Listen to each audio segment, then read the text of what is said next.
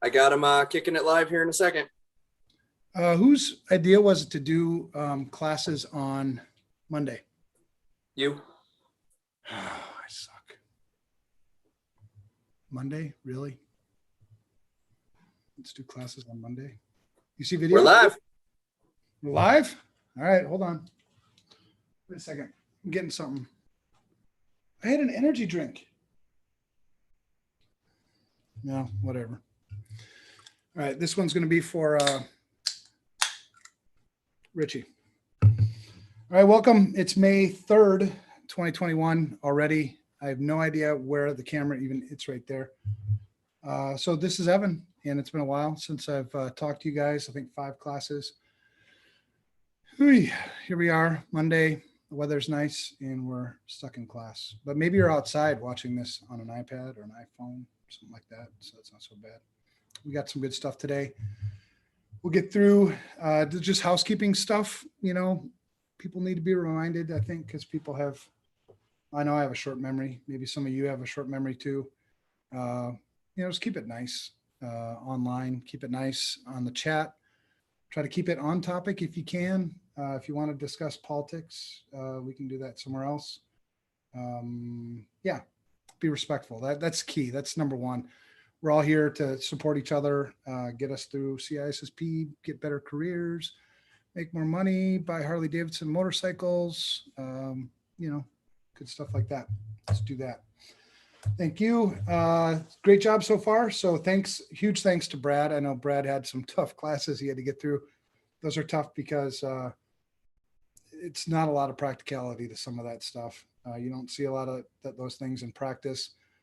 There are things you need to memorize to pass the exam, but then, a lot of those things you can just forget about afterwards. Today, we are going to talk about some fundamentals, some basics about networking, and networking is a great place to start if you're, new to information security. I like network. That's where I started back in 91, 2, somewhere in there. And it was a great foundation because understanding how computers connect and talk to each other, how those things roll up through the computer to an application and what the application does with it. Those are all really good fundamental foundational things that I still use today. I don't do hacking like I used to do, but understanding how these things work makes it so I can talk to hackers and I understand what it is they're working through, especially today, because I think a lot of times we have this kind of instant gratification, shortcut, easy button kind of world, maybe. So don't skip this. Don't skip the foundation, the basics. But we've got it through chapters 1 through 4 so far. That is, and the reason why it's the hardest part is because it's a lot of memorization that you just have to read slides, read flashcards, whatever, technique you're going to use. It's just memorization, which is kind of a pain because it's hard to remember things that you can't actually use, that you can't actually see, that you can't make the mental connections to. But unfortunately, that's the way a lot of that is. So anyway, 136 slides tonight, not so bad. We'll get through it quick. Yeah, what the hell happened? We got through it. So let's move on. Cool. We start with quizzes. What type of sprinkler system would be the best for an art gallery? So we have options here. Wet pipe. If you remember what wet pipe is, that means that's essentially there's water already in the pipe system, and all it takes is really one trigger. Oftentimes the trigger will be just melting the piece of plastic that holds the water back.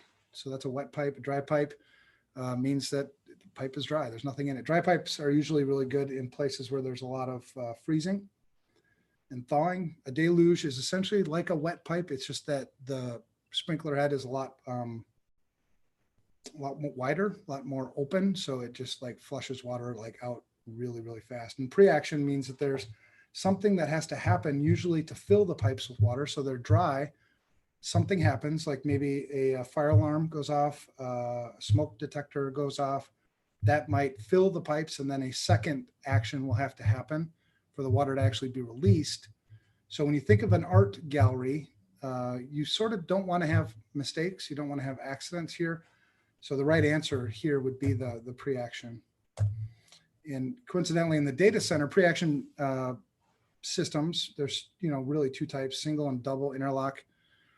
It's just the difference between single and double interlock is how many things have to happen before something happens. So a single is like one thing, like maybe the fire detector goes off. A double interlock is like the fire detector and the smoke detector have to go off or something, right? It's a double piece to it. These are the most common fire suppression in data centers today is pre-action. It's not FM200. Those are popular, but this is the most popular. All right, so hopefully you guys got that one right. Number 2, what is the primary drawback to using dogs? Is there one? I like dogs. I don't think there is a bad thing about dogs. Dogs are like unconditional love. So I think it's a dumb question. No, I'm just kidding. It's not. Training, dogs will require training. Cost, dogs, are probably higher cost because they will need training. They'll need food, they'll need water, they'll need care. But is that the primary drawback? Maybe. Liability, that's kind of a big deal because if your dog bites somebody, people like to sue people here, certainly in the United States. So if my dog bites another person, that could be bad for me. Appearance, dogs are kind of sexy, so I don't think that's it. The answer is liability. People do get sued a lot when dogs, even if you are a legitimate criminal and you hopped a fence and the dog took off your leg, it doesn't mean you can't sue, and they do. There's my dog. See? Dogs are awesome. That's Violet, and she's my boss at work. You can see her finger right there. It's not actually blood. When my daughter decided that she was going to paint her fingernails. It's not even right. All right, next question. Number 3, the RSA algorithm. If you remember RSA, I almost gave it away right there. RSA algorithm is based on which one-way function? Don't get confused because you might see a question like this on the exam and you think, well, one-way function, that must be a hash. It's true that hashes are one-way functions, but so is RSA, sort of. Sort of meaning it's based on, it's easy to compute something in one way. It's much more difficult to compute it back the other way. And that's what makes it so strong. And that's the encryption piece. So RSA is not elliptic curve cryptography. There is some crossover though between elliptic curve cryptography and factoring prime numbers, believe it or not. Discrete logarithm, that would be 2 to the x, right? And whatever that x is, it's easy to compute it one way, harder to compute it back. Frequency distribution really doesn't, that's a function of maybe a distribution is a function of a secret key cryptography, but doesn't apply here. Factoring composite numbers into their primes, that's actually the answer. That's how RSA works. That's what it's known for.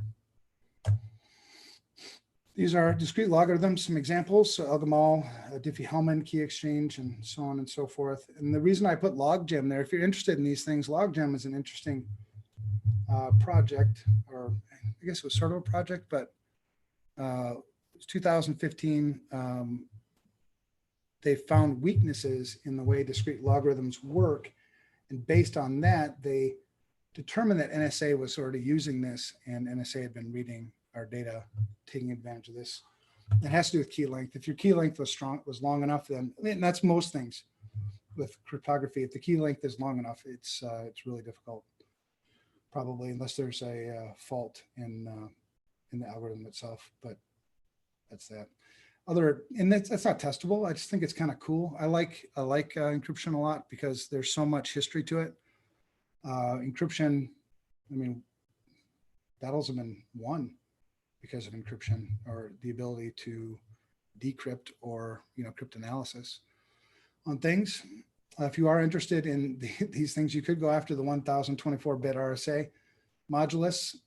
It's really, really, really hard. It's actually never been done, but if you did it, RSA has a competition that's ongoing forever, where you can try. And if you do, they'll pay you. So in this case, RSA will pay you $100,000 if you do the 1024-bit modulus. Never been done. The 240 or the 795-bit has been done, but you can see what it takes: 900 core years of computing power. That's a lot. That would be a distributed system, supercomputer kind of stuff. Now, we're not going to talk about quantum computing because that's definitely not in the exam, and that'll take us down a whole rabbit hole. But the way to defeat, or at least not really defeat, you'd make quantum resistant, not quantum proof, because that's not going to be possible. Quantum resistant would be just really long keys for now. And you'll have to do that, eventually. That's not on the exam either. So hopefully you got that one. Number 4, you are surfing the web via a wireless network. Your wireless connection becomes unreliable. So you plug into a wired network to continue surfing. While you changed physical networks, your browser required no change. What security feature allows this? Abstraction. Abstraction means you hide functions that happen at one layer from another layer. Sort of applies here. Hardware segmentation doesn't have anything to do with this. Hardware segmentation would mean you have 2 different pieces of hardware that use the same. You would do this in like maybe a application development environment where it's really high security. So rather than just having software segmentation between dev and production, you would actually do it in hardware as well. So that really doesn't apply here. Layering, it turns out that that's actually the answer. Layering is the same.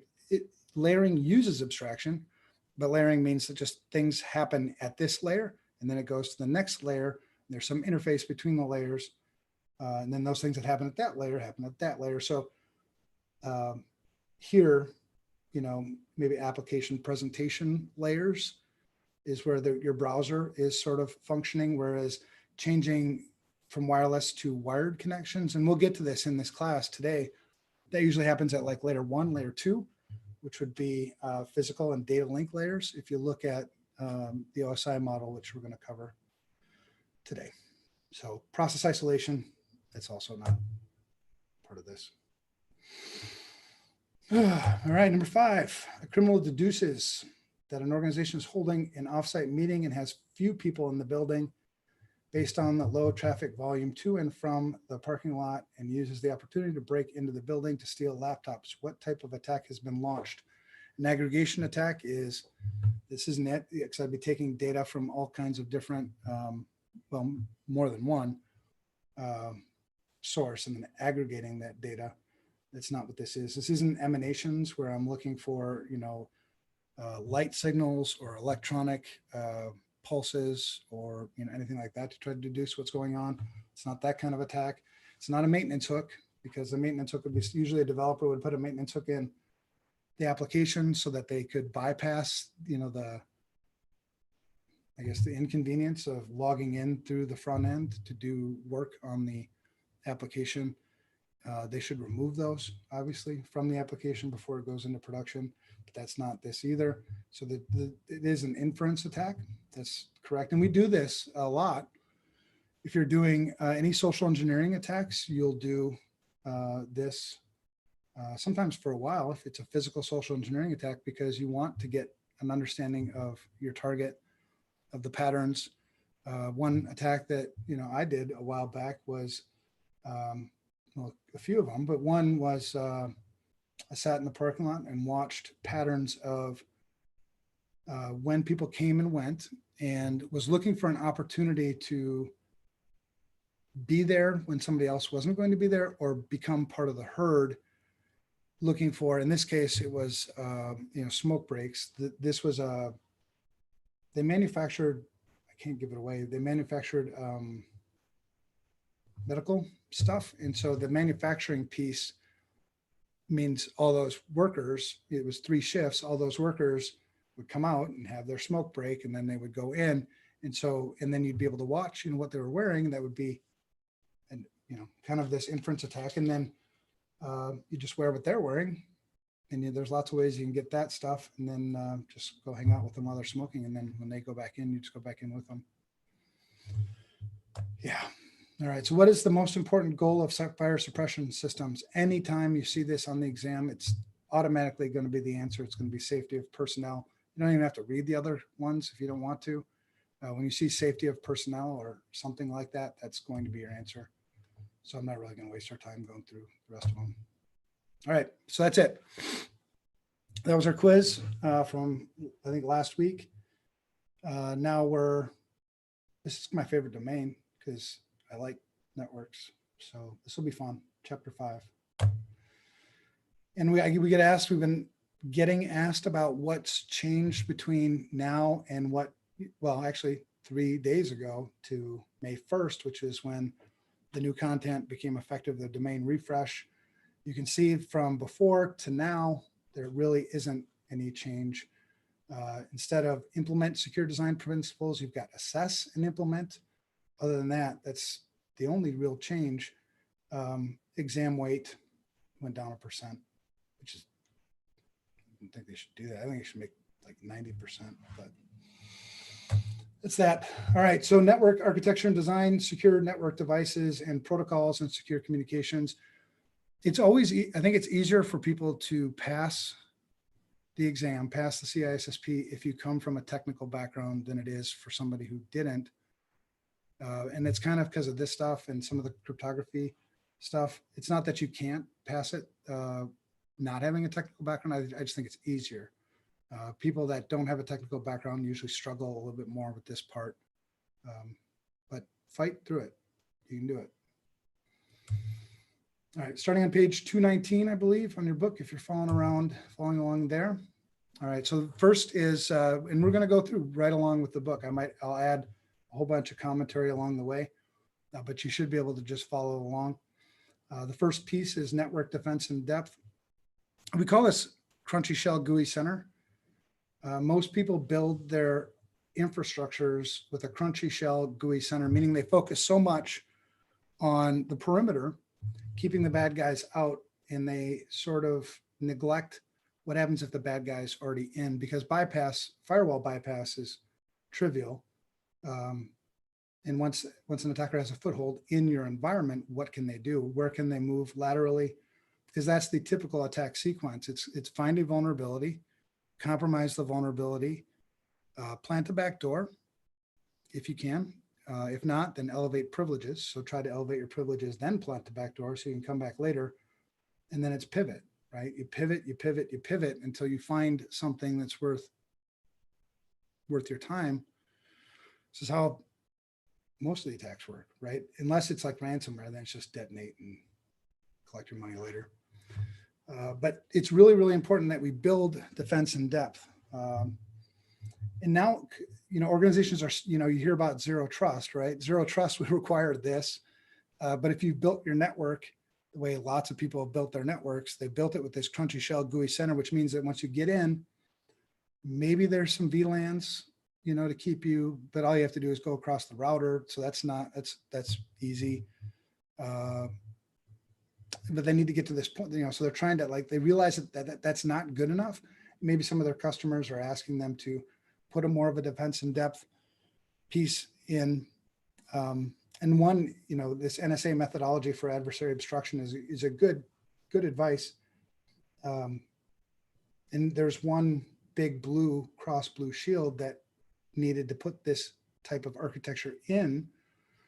The problem is they didn't build it this way from the beginning. And they've gotten so far away from what this is that you almost get to this point where it's easier for us just to start over, build a separate parallel environment the right way, right? With, meaning we're only allowing network traffic across networks that is required for functionality. We're putting like-kind systems in like networks, stuff like that.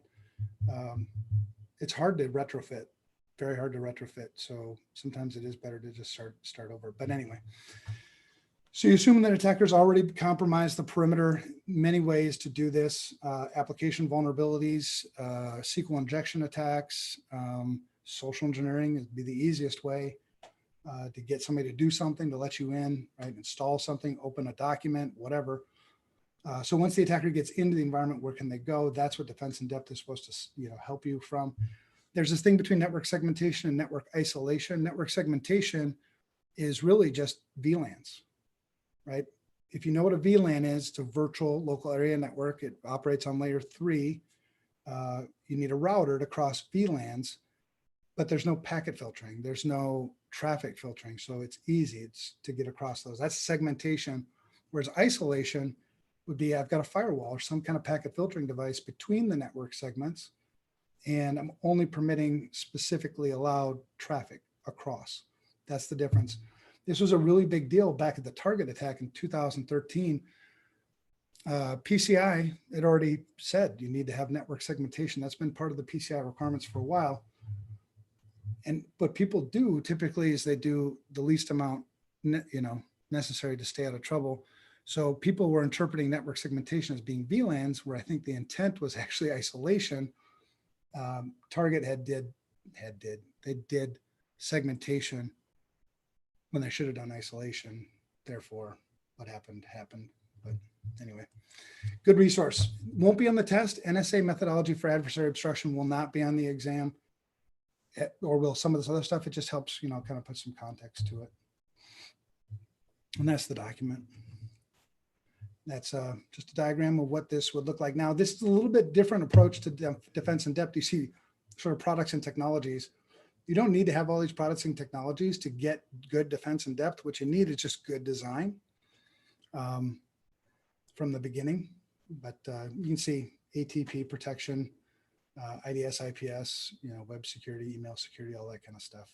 Forensic analysis. Normally you do forensic analysis after a breach. But anyway, and that won't be in the exam either. I think it's just trying to help. All right. So simplex, half duplex, and full duplex communication. This is just how the communication takes place. Simplex is like, it's almost just like listening. There's no feedback in a simplex communication. It's almost just like a radio signal. Half duplex is, like I talk, then you talk, then I talk, then you talk. That's half duplex. And then full duplex is we can have conversations almost simultaneously. There's still it's not truly simultaneous. It's almost like simultaneous emulation. But if you think of full duplex as being simultaneous, half duplex as being one way at a time, and simplex as being just one way, that'll be good enough. And so this happens multiple layers, but we'll talk about that too. But basic stuff. Baseband and broadband, the things to remember about baseband and broadband is the channels. So baseband only has one channel, one signal at a time. Broadband has multiple channels. So you can do multiple simultaneous communications at the same time on broadband networks. Broadband is probably what you have at home. Certainly if you're cable, but that's the things to remember about baseband and broadband. Ethernet networks, so that's what you're using. You're plugged into the office probably. That's baseband communication. Broadband communication would be like cable. Analog and digital, this is really important because people are analog, right? Meaning we're on a wavelength. We're never discrete. The difference between analog and digital is discreteness. Analog is you never know where we're at, right? We've got moods, we've got, might have ADD like me or Ryan, whatever, right? There's all kinds of things that influence how analog communications take place, whereas digital communications are discrete. It's 1 or 0, it's on or off, it's black or white. It's just very discrete. Computers speak digital. Everything else speaks analog, basically. When you think about it, it's kind of cool when you get weird like me. The computer itself, like this interface of the computer is kind of like a modem, right? It modulates and demodulates the analog signal and puts it into digital form so that computers can do what they do and then brings it back to me. Weird, right? But that's what it is. PANs, LANs, MANs, WANs, and GANs. This is all you're going to have to remember, what you see on this slide about these different things. In practice, we rarely LAN, WAN. Those are the two most popular that we use. MANs, GANs, and PANs. We don't refer to them usually all that much. But a PAN would be like what's that Apple thing, the drop or whatever, that crap?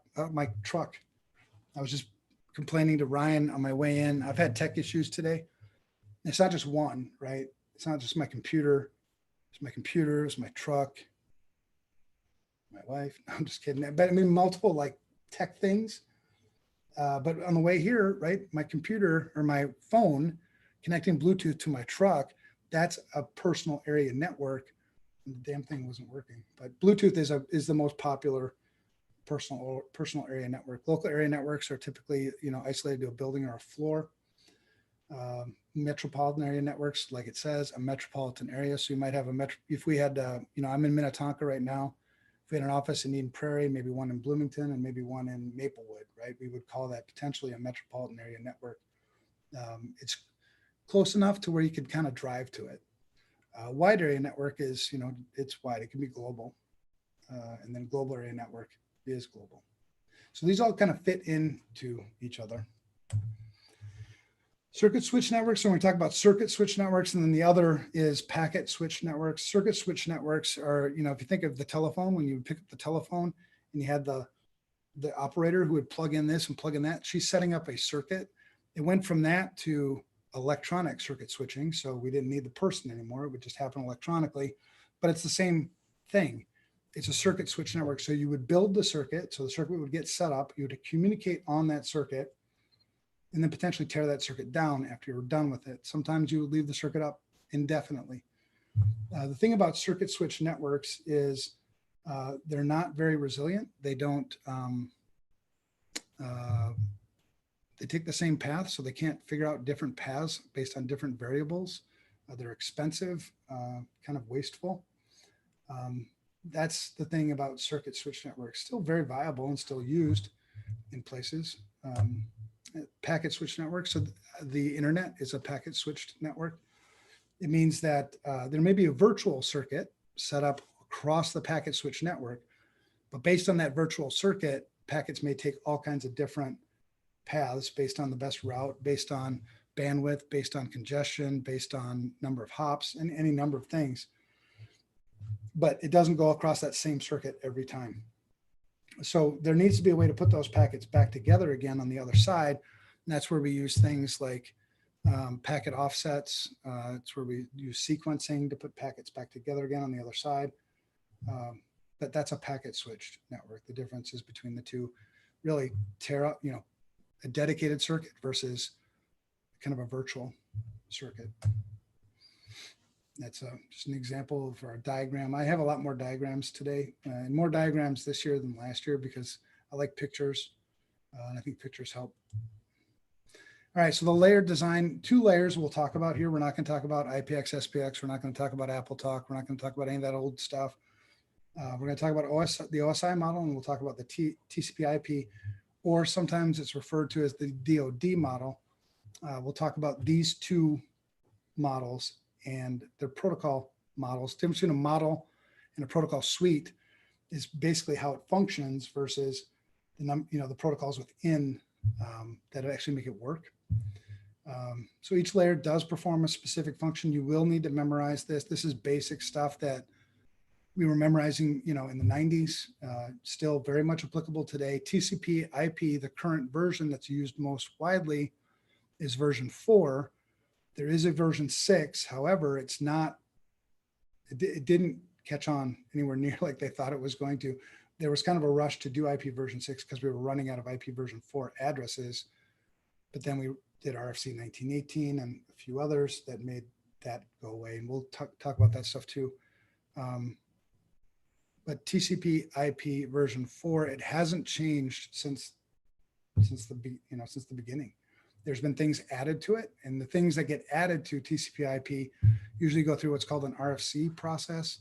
It's a request for comments. If you Google RFCs, you can read all kinds of cool things. Like RFC number 1 is, really the beginning of this idea of the internet, and then kind of how it built from there. It's really cool if you like history stuff and you're a geek.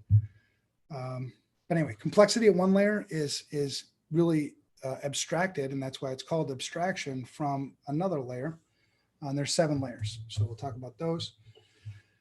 Oh, here's the difference between a model, a stack, and a protocol suite. So the model is how the protocol suite operates. The stack is the actual suite itself. It's what gets programmed, And then protocols, just like in language or anything else, they're just rules, right? It's just a fancy word for rules. So it's the rules for communicating.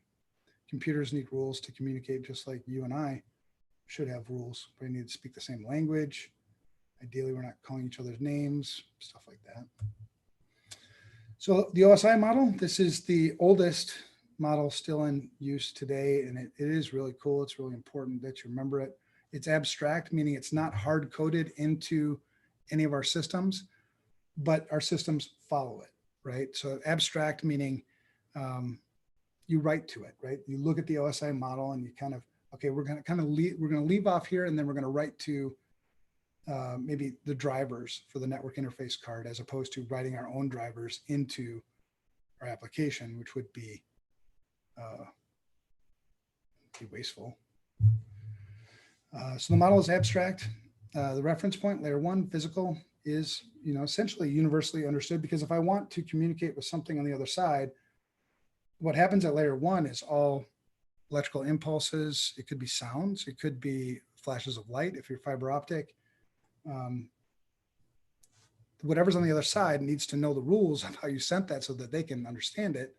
That's also an important reason why we do this layering. 7 layers, ISO, if you want to read the actual model, there it is. Now, if you're old school, excuse me, I didn't remember that. I didn't use, what do they call it, an acronym or whatever, mnemonics? I didn't use that. I've always remembered just from, memorizing it. So application, presentation, session, transport, data, network, data link, and physical. That's going down. Now, going up, I have to think a lot more, but you'll need to memorize these. So application, presentation, session, transport, network, data link, and physical. Data link will have 2 pieces to it. You have media access control and logical link control.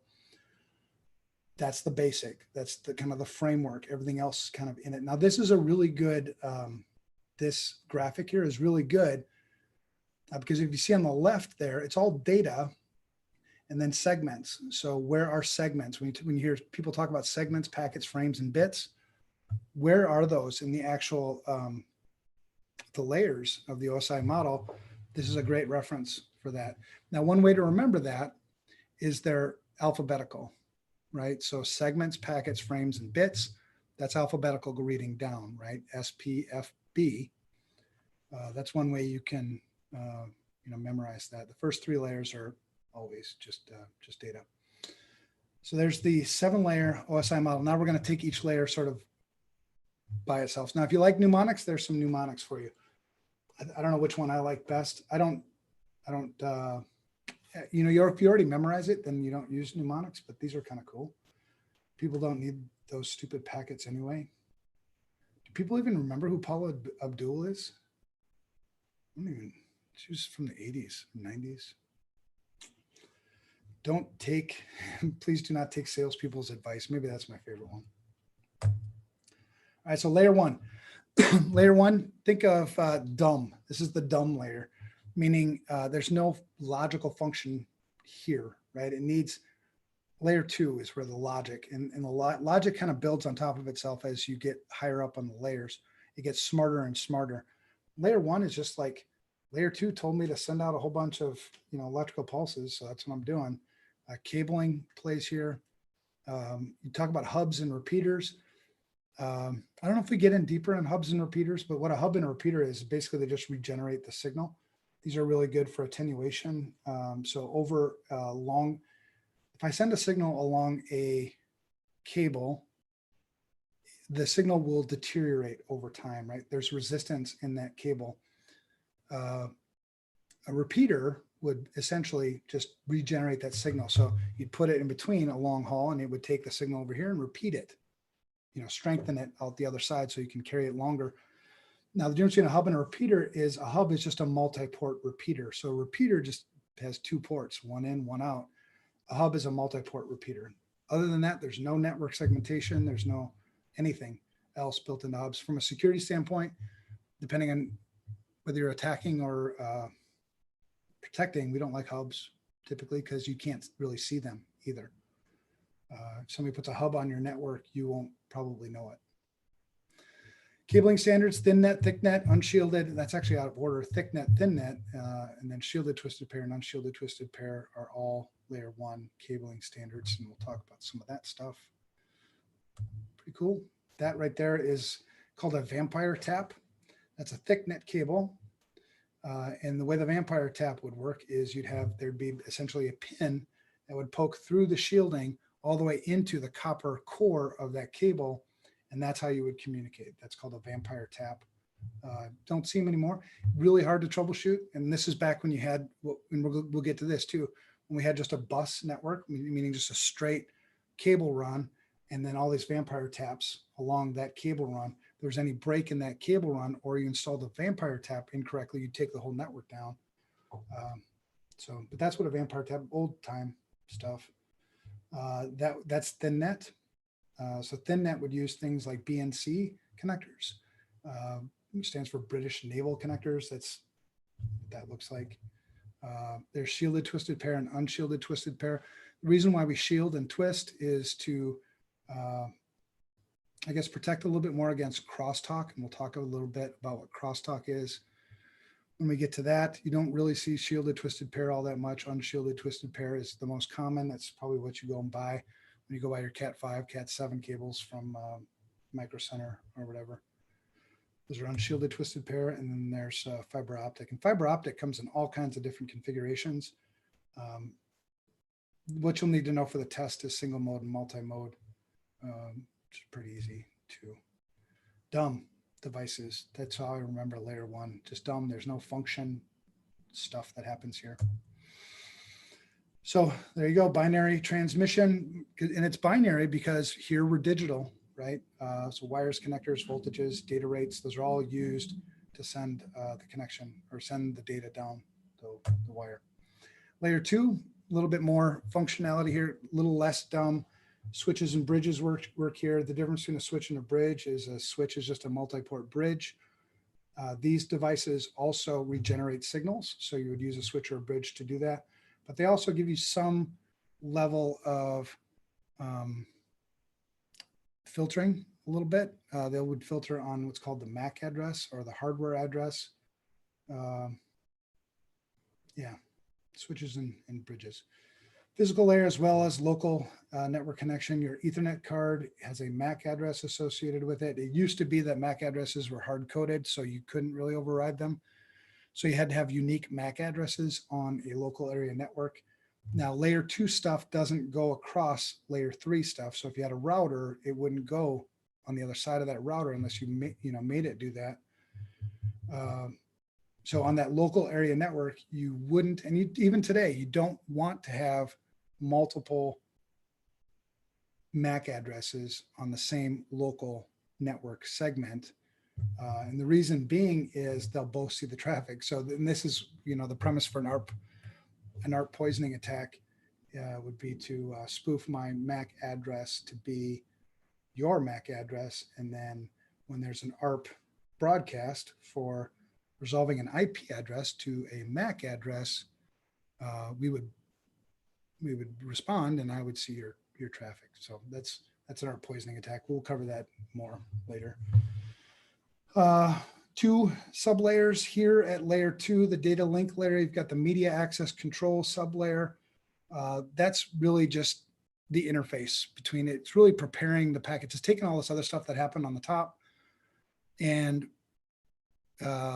formatting those electrical pulses or those light flashes or whatever. Now the logical link control is kind of the other interface back up again. And its job is really to, do things like carrier sense multiple access, which is an Ethernet. Well, collision detection would be Ethernet. Collision avoidance would be wireless now. Used to be AppleTalk would do collision avoidance. Carrier sense multiple access, CSMA, comes later as well. So this will start to kind of hopefully blend together. Like you'll be like, oh yeah, I remember we talked about carrier sense multiple access collision detection. That fits here in layer 2. Yes, it does. And that would be logical link control that's handling that for you. But layer 2, just moving up the layers. We had physical, data link. Next one is network. Yes, the MAC address is also called a hardware address. So if you ever hear hardware address, that's what they're talking about, is the MAC address. Switches and bridges work here, a little less dumb. That's data link. Onto the network layer. So a little more logic here. This is where routing happens. This is where there's now some communication. There's a little bit of host-to-host communication that happens here in terms of like ICMP works here. So ICMP is Internet Control Message Protocol. Its job is really to be the traffic cop for IP itself. So IP lives on the network layer, that protocol, including all the rules that come with it, logical addresses, your 32-bit, if you're, IP version 6, your 128-bit, which you won't understand because it's all in hex. We'll get to that too. But things at layer 3 that you need to remember is IP, routers, and routing. Those are the biggest things about layer 3. Again, working our way up, a little more logic, right? So you can see how there's more logic as we go up the layers. IP address is also called a logical address. So if you hear somebody say logical address, they're talking about an IP address because it is done all in software. Now the MAC address used to be in hardware, so that's why we call it a hardware address. It used to be hard coded into the network interface card, but we can now overwrite that, through our operating systems. So old school maybe. Transport layer, so things like flow control, sequencing, putting things back together again. TCP and UDP start to play sort of here. The difference between TCP and UDP, the biggest thing is TCP is connection oriented, UDP is connection less, meaning TCP's got a little more overhead, but it's also a lot more reliable. TCP would take advantage of error detection. UDP doesn't really have any error detection. UDP and TCP both have some packet sequencing built to them. But there's really no like windowing. Windowing is another thing that happens here. Windowing is essentially a negotiation of how many packets I want you to send before I acknowledge that I got those packets, before you send me more kind of thing. All that stuff happens at layer 4. End-to-end connections at layer 4. Transport reliability, if you're talking TCP, could be here, maybe less here, but a lot more function here. So like putting packets together, error correction, flow control, all that stuff happens layer 4. Layer 5, this is where simplex, duplex, and half duplex, simplex, half duplex, and full duplex. And I have a whole bunch of stories about all this stuff. It's funny because I remember we used to auto negotiate didn't used to be as nice as it is today. So you'd plug in a router or you'd configure things on a network, and you'd either hard code that this is going to be simplex, half duplex, or full duplex, or you'd have this option where I think if people didn't maybe know what they were doing as much, they'd just let it go by its default, which would be auto negotiate. And that when you set things up as auto negotiate back then, it was really hard to troubleshoot, where your errors were coming from. So I like hard coding. So I think most people now, and auto negotiation today is pretty solid. RPCs happen here. So remote procedure calls, this is now becoming, so now this, when you're going up the layers at layer 5, this is more, the operating system starts to take a lot more control. The operating system often uses remote procedure calls. That's for application to application sort of type communication, where I'm making a call for specific functions on a remote system that, that's different, or that's not different, but that's, additional functionality here that we didn't have in the other layers. Inter-host communication. So inter-host means between hosts, not intra-host, which would mean within its own self.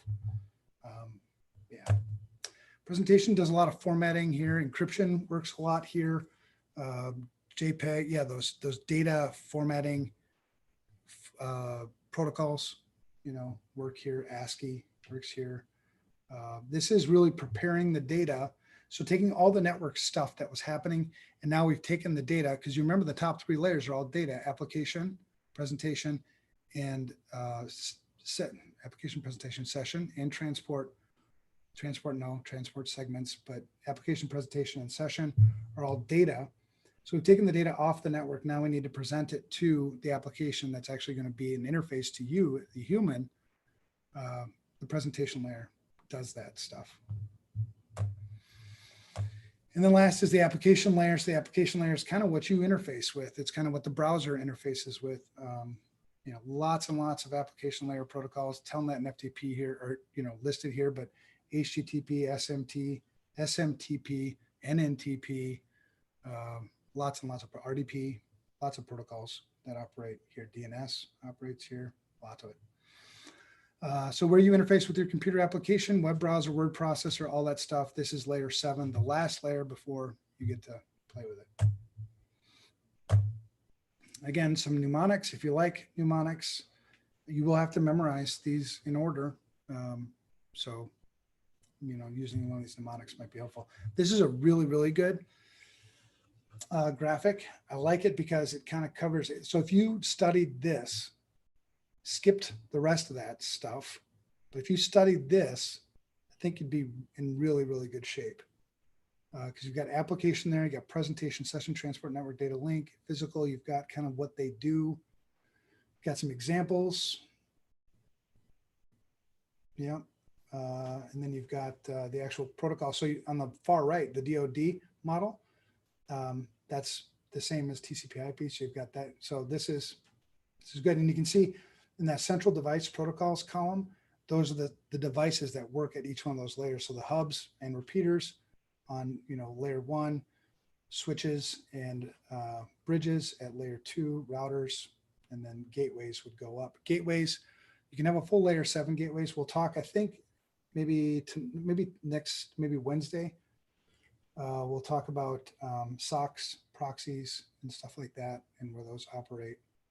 So this is a really good diagram. All right, so that's OSI model, now TCP/IP model. TCP/IP is the jam. TCP and IP are actually 2 protocols within this protocol stack or protocol suite. Originally 1970s, UDP, ICMP, IGMP, there's tons and tons of protocols. You only have to remember kind of the major ones for the exam, which would be, I would say, ARP. You want to know ARP, which is the address resolution protocol that happens that lower down that actually takes the IP address and resolves it to a MAC address, a hardware address. So ARP, IP, ICMP, TCP and UDP. Then I would say SMTP, Telnet, DNS, HTTP, obviously HTTPS, SSH, FTP. I mean, those are, and we'll get to those and we'll have that on a nice summary for you, but those are the main protocols that you'll need to remember. There's the mapping between the TCP/IP model and the OSI model. So the application layer takes the top 3. Not a ton of focus for us there in terms of having to know the intricacies of a lot of those, protocols. Transport layer, that's TCP and UDP live there. We'll need to know quite a bit about that. IP, we'll need to know quite a bit about that. ICMP, we'll need to know about that. And then the network layers, that stuff like I mentioned, ARP, bootp lives there. TFTP, sort of. Yeah. And it's always weird when you do these types of teaching, because I can't tell if there are questions, so I just keep talking and I'm like, hopefully you guys are all getting this. But if you don't get it, good things for you to talk about as you're taking notes, to ask about in the study group, or maybe, go back to this recording, or take the slides. I think most of the things that you'll need to know for the exam will be covered in the slides. So network layer, layer 1 and layer 2 of the OSI model. We've talked already about copper, fiber, wireless. We'll talk a little more about some specifics about copper, wire, and copper, fiber, and wireless. Ethernet frames. So Ethernet frames primarily are on layer 2. MAC address, media access control. addresses and network interface cards. Those all operate at layer 2, as well as logical link control, which we sort of talked about. Other network things, so frame relay operates at layer 2. We're going to talk about frame relay. Ethernet is a layer 2. Yeah, talk about all that stuff too. Networks include WANs, LANs, internet. Those are the main ones, you know, PANs, GANs, MANs, not quite so much. All right, the internet layer aligns with layer 3, almost like to a T. Same with the transport layer, almost to a T. The layer 3 IP addresses are here. OSPF works here if you're into that kind of stuff. RIP works here. The routing information protocol works here. EIGRP, that's a Cisco routing protocol, works here, as well as a little bit up too, but primarily here. The internet protocol is kind of the king at this layer.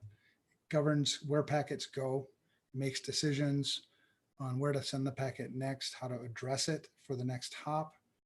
Hops are the number of devices that a packet needs to go through to get to its final destination. In some cases, if it's a local area network, there aren't any hops to go through.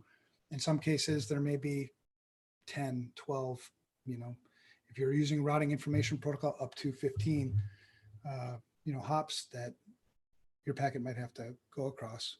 And that's another reason why when you talk about encryption, my rule of thumb sort of on how to use encryption is if I lose control of the physical media, I should encrypt it. So physical media might be your laptop, right? That's media. You've got data on it. Your phone, flash drive, portable hard drive. That's more data at rest, right? Don't have control over the media. But the same thing applies for network media, data in transit. That's why inside the, you know, an office, it's a little less risky to not have encryption. But when you go outside of the office, now I don't have any control over the media anymore. I don't have any control over the cabling. I don't have any control over the hops, the routers, the bridges, the switches, wherever my packets are going. I don't have control over that anymore. That's why it's, you know, really important, I think, to encrypt it. Now, internally, if you don't have good physical controls, meaning there might be a good likelihood that somebody might come and plug into a reception area. You know, a lot of hospitals have, they bring their big MRI trucks in and they have those network ports sitting outside. Sometimes they don't deactivate those. In those cases, you probably want to encrypt your internal network too, your LAN. So anyway, IP governs the internet layer. Best path determination for a packet. Different routing protocols will determine that. This is also where your routing table is built from, you know, the stuff learned primarily through here. The host-to-host transport layer, it's the interface between, and so you'll see things called ports, and we're going to talk about ports. We're going to talk about the combination of an IP address and a port, source and destination, how that makes up what's called a socket. But really what a port tells is like, where do I hand this thing off to the next layer, right? There's this interface between layers. If it's, you know, port 25, at the transport layer, if it was port 25 on the you know, for the destination, I would know to hand that off to SMTP at the next layer up. There's also protocol numbers that happen on the layer down. Yeah, but that's the function really, the transport layer, and then to manage this host to host, this inter-host communications. Two transport layer protocols we have to know about is TCP and UDP. They're like opposites of each other, right? This is TCP connection oriented. It's got overhead. I would use TCP if I didn't build a lot of error correction and flow control and sequencing and things into my application, and I was using a less reliable network, TCP would certainly be the way to go. If the data really isn't that important, and I built other controls into my application, maybe UDP. UDP would be faster because it's got less overhead, but it's also a lot less reliable. So that would be the difference. The main reason why I've used TCP versus UDP or vice versa. Supports dialogue between source and destination. So there's a whole bunch of things that happen. There's called the SYN-ACK, the handshake, the three-way handshake, right? It's SYN, SYN-ACK, and ACK back. That's the three-way handshake. We'll talk about that and where that goes. Those are flags that are set in the header of the packet. Windowing is that, like I was saying, windowing is where we kind of agree on how much data we're going to send kind of at one time, so I don't overburden the other system. And then retransmissions. These are all built into TCP, built into the protocol itself. So I don't have to build it into my application, right? That's the good thing. I think it's probably easier to write apps this way. UDP is the other way. UDP is best effort, right? You just throw it out on the wire. It's got its source and destination IP address, got some port numbers and some other things, but it's pretty much, spray and pray with UDP. But packets usually get there, and especially if you built the stuff into the application itself. No flow control, no windowing, no acknowledgements, no guaranteed delivery. It's just this best effort. Now that again, it's not to say that you wouldn't build that maybe into your application. The UDP itself doesn't do any of this. It's unreliable.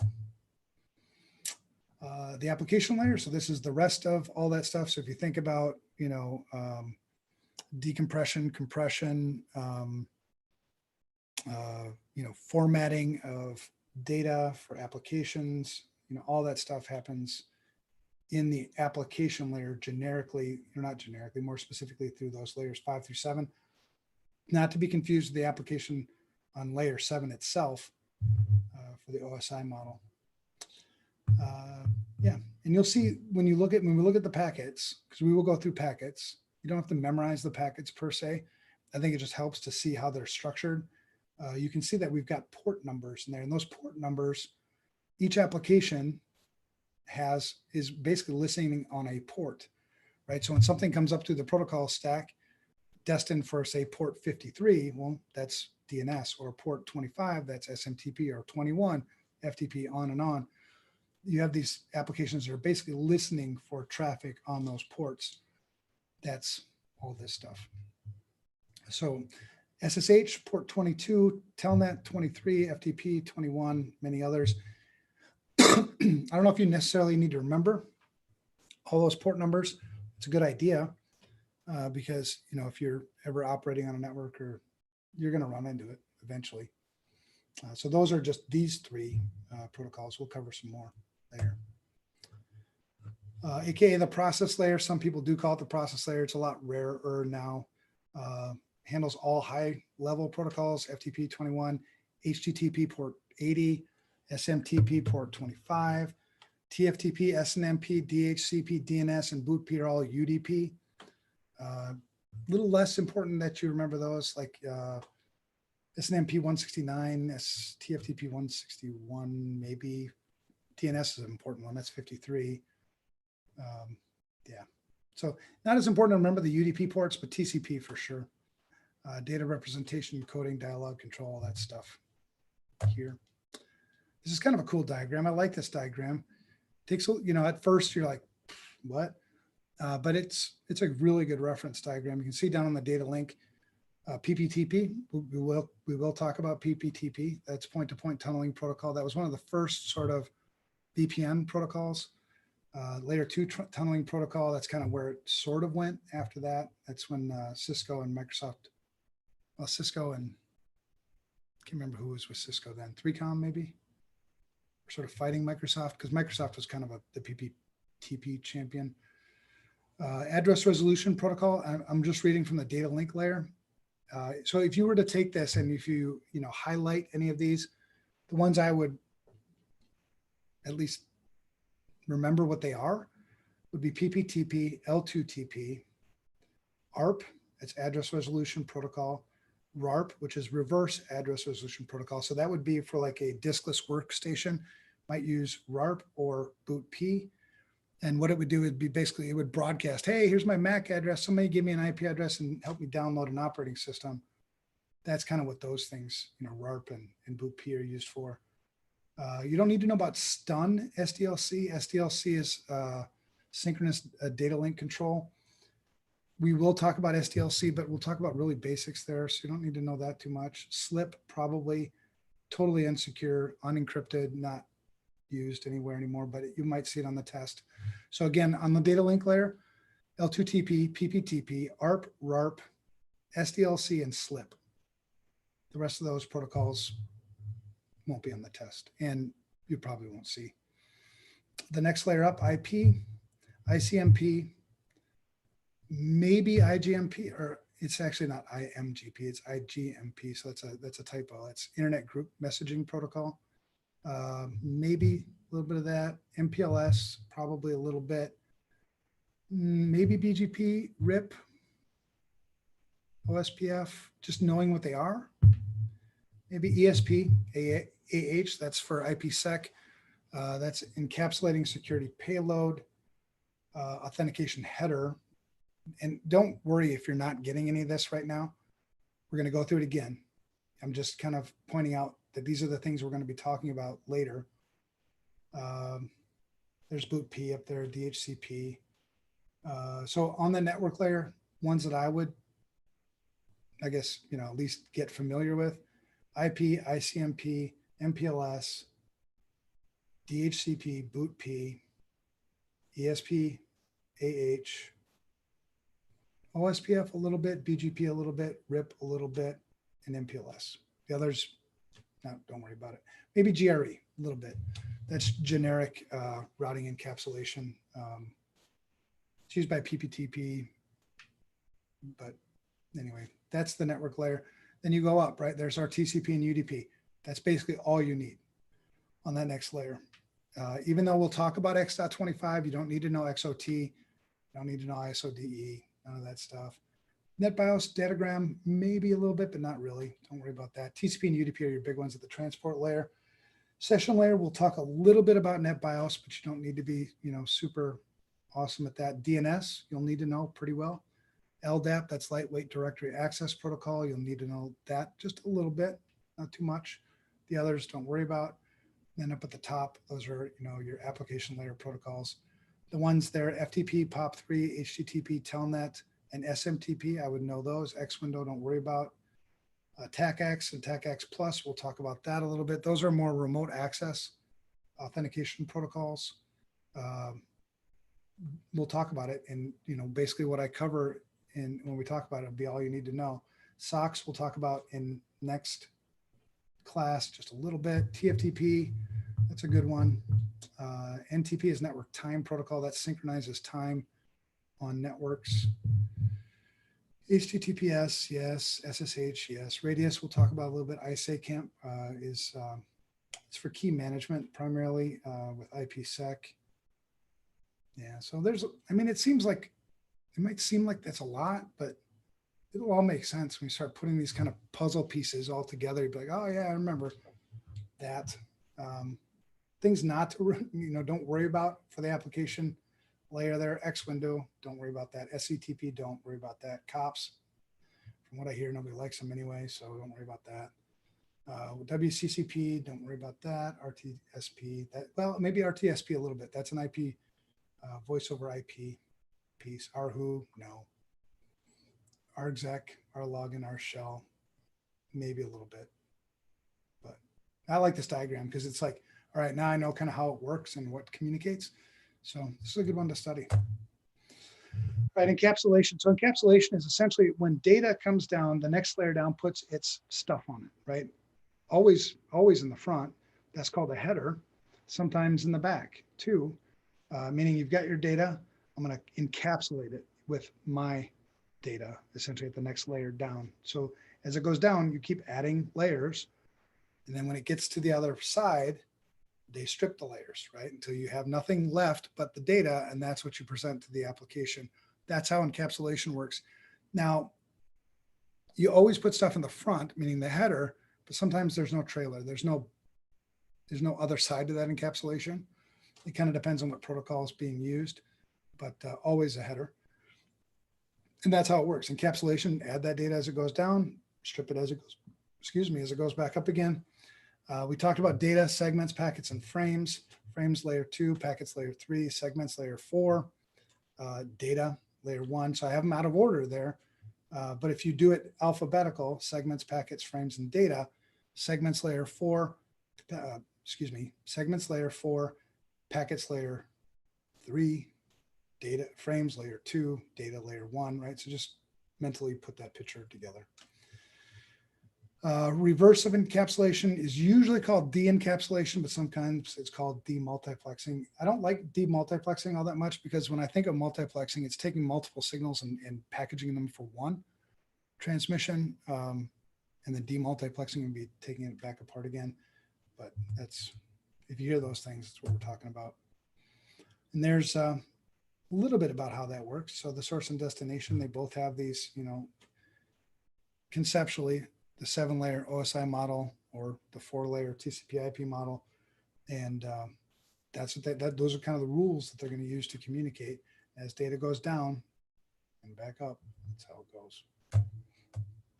All right, here's an email message. So an email, just the data. Segment, there's still stuff that's added to it there, but it's not all that important for the test, or it's more details.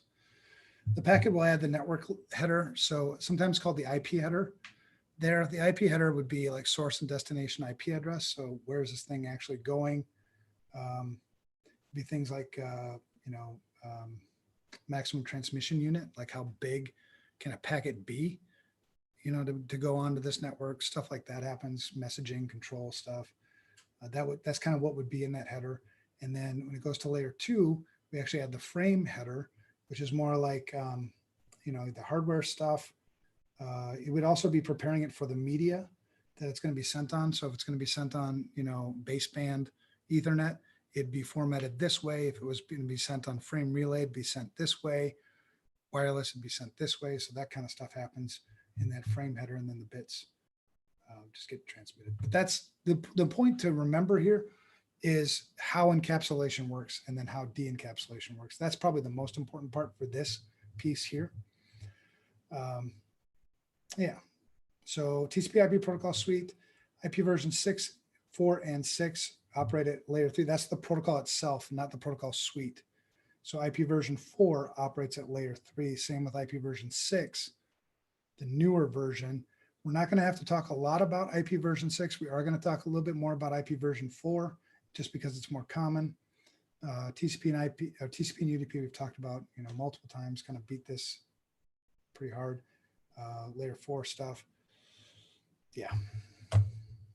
MAC addresses, we've talked about this already, but a little bit more detail about MAC addresses. They used to be, and actually they still are burned into network interface cards. There's 2 pieces to a MAC address. The first 24 bits are called the organizationally unique identifier. That means any manufacturer of network hardware is given an OUI.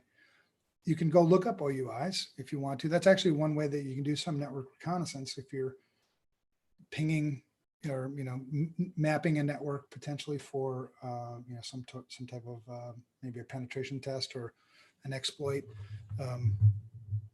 You would get MAC addresses. Try to identify, because if this OUI belongs to like a Cisco device, well then maybe it's a Cisco device, right? It kind of leads you down the path of, and then maybe you'd go look for exploits of Cisco devices. But the first half of a MAC address is that OUI. The second half of the MAC address is assigned by the company who has, or the organization that has the OUI. So if you do the math, the number of potential OUIs is 2 to the 24. So 2 times 2, 24 times. It's a fairly good size address space, and same with the serial numbers. But you do exhaust them. That's kind of why we had to go with being able to set these things in software as well. Now the chances are, even though I may assign as an organization, so Cisco, I may have multiple systems that have the same MAC address. That's really not a problem as long as they're not on the same local network, because MAC address communications, layer 2 communications don't traverse routers. So it's not going to get out on the internet and then end up somewhere else. So it's not a really big deal if you have, MAC addresses with the same unless they're on the same local network. That's the important thing. And there's the link there if you want to look up OUIs. That's why we call them a hardware address. So a hardware address, MAC address, synonymous, 48 bits long. You'll need to remember that they're 48 bits long, probably the first 24 bits for the OUI and the last 24 bits for the basically a serial number. If you want to see what a MAC address looks like, just do, ipconfig on your Windows system, ifconfig, on a Linux box, and you'll see, the physical address. See, it says that's the MAC physical address thing. That's in hexadecimal, so that 0224E8 in the example there. That's your OUI.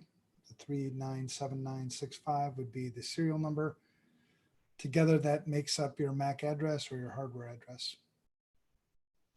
Easy. EU64 MAC addresses. So EU, these are extensions because like I said, we were running out of space. We weren't running out of organizations that were making network equipment. It's the organizations that were making network equipment were making too much networking equipment. So you ran out of space.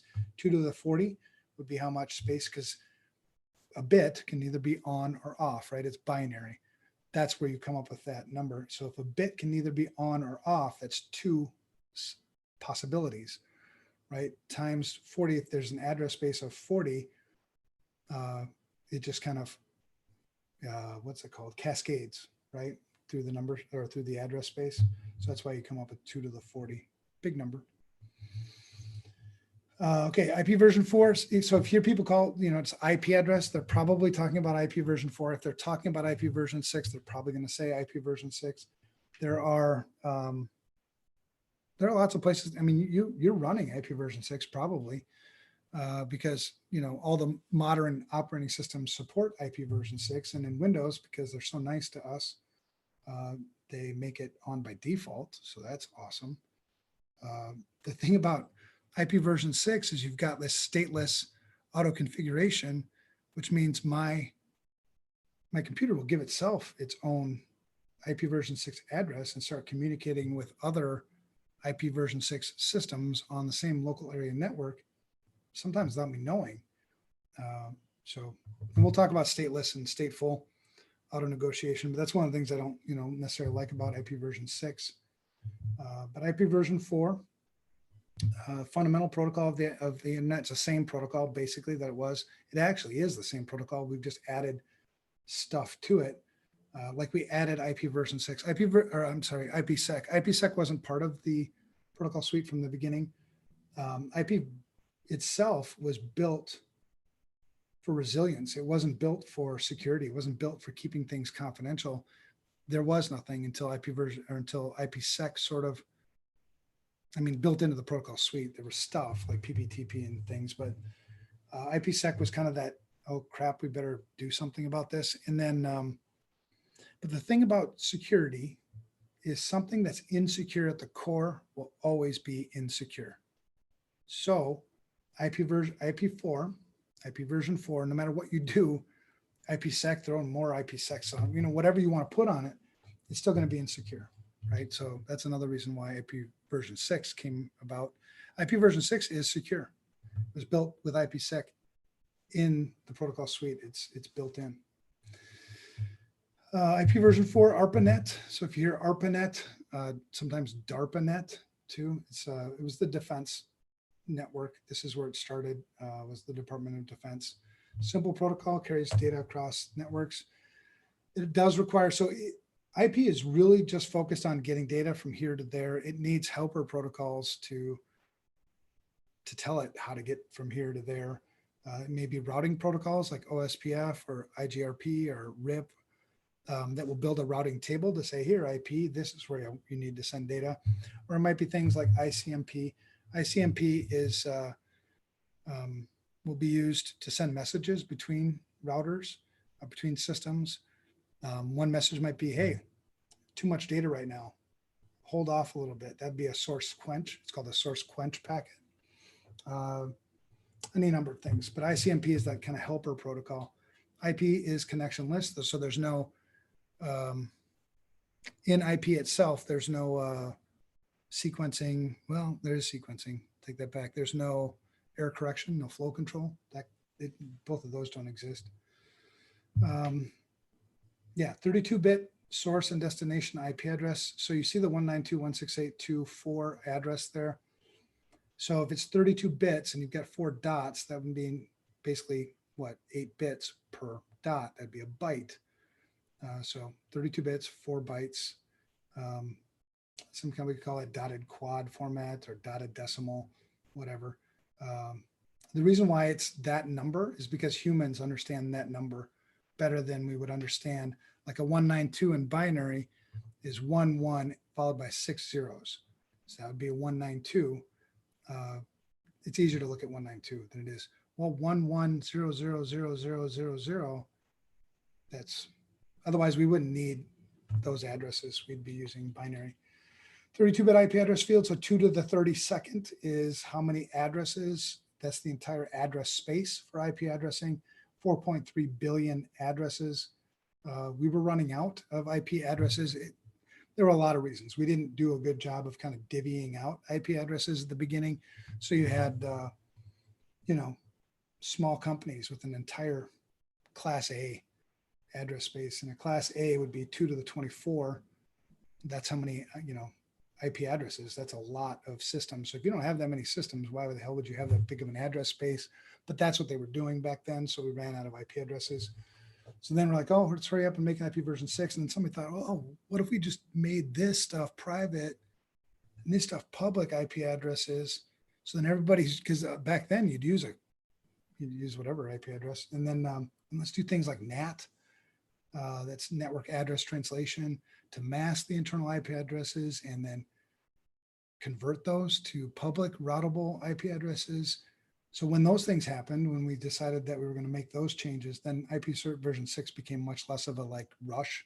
But for a while there, it was like, oh my gosh, we got to do this quick. So anyway, we bought ourselves a lot of time, and that's why we're still running IP version 4. IP header itself, 20 bytes long, not 20 bits, 20 bytes. So if you want to know how many bits that is, there's 8 bits in a byte, 160 bits long with no options, meaning there's no type of service kind of stuff or anything else like that set on these. Key fields, so IP version itself. So you'll have that in the IP header itself. It'll identify. So when it gets to the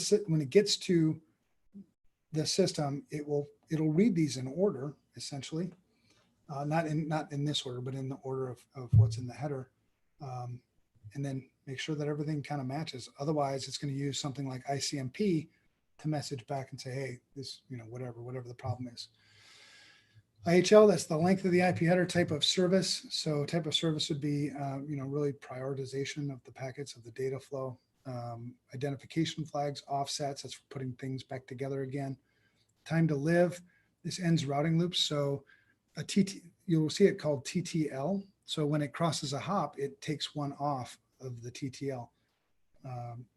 That way, eventually that TTL will get to 0 and it won't go any further. And then you get an ICMP message back saying, hey, your stuff didn't go any further. The protocol, so that's the embedded protocol. That's embedded, meaning it's encapsulated. Where does it go next? That's for TCP and UDP, and then your source and destination IP addresses. This is the basic format of an IP field. Now, hackers, one of the things that makes hackers kind of cool, I guess, is that we use things not the way they were designed. So you can mess around with all kinds of things in an IP header and just see what happens. That's often how you find vulnerabilities. All kinds of different cool things. This is what it looks like.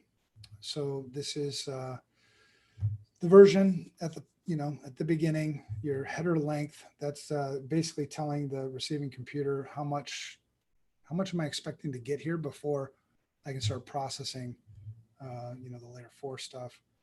The protocols. So you can see, if this is just a data packet, right, it would be a 6 probably, or a 17 on that protocol ID, meaning that in that next layer, that's where I'm going to send it, TCP or UDP.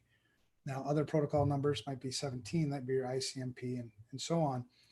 You don't need to memorize that stuff. I'm just pointing it out. This is a good reference. If you didn't memorize that an IP header was 20 bytes long, you're probably going to be okay. So don't stress it. If you like, how am I going to possibly remember the length of an IP header? You don't really have to. It's good, but you don't have to.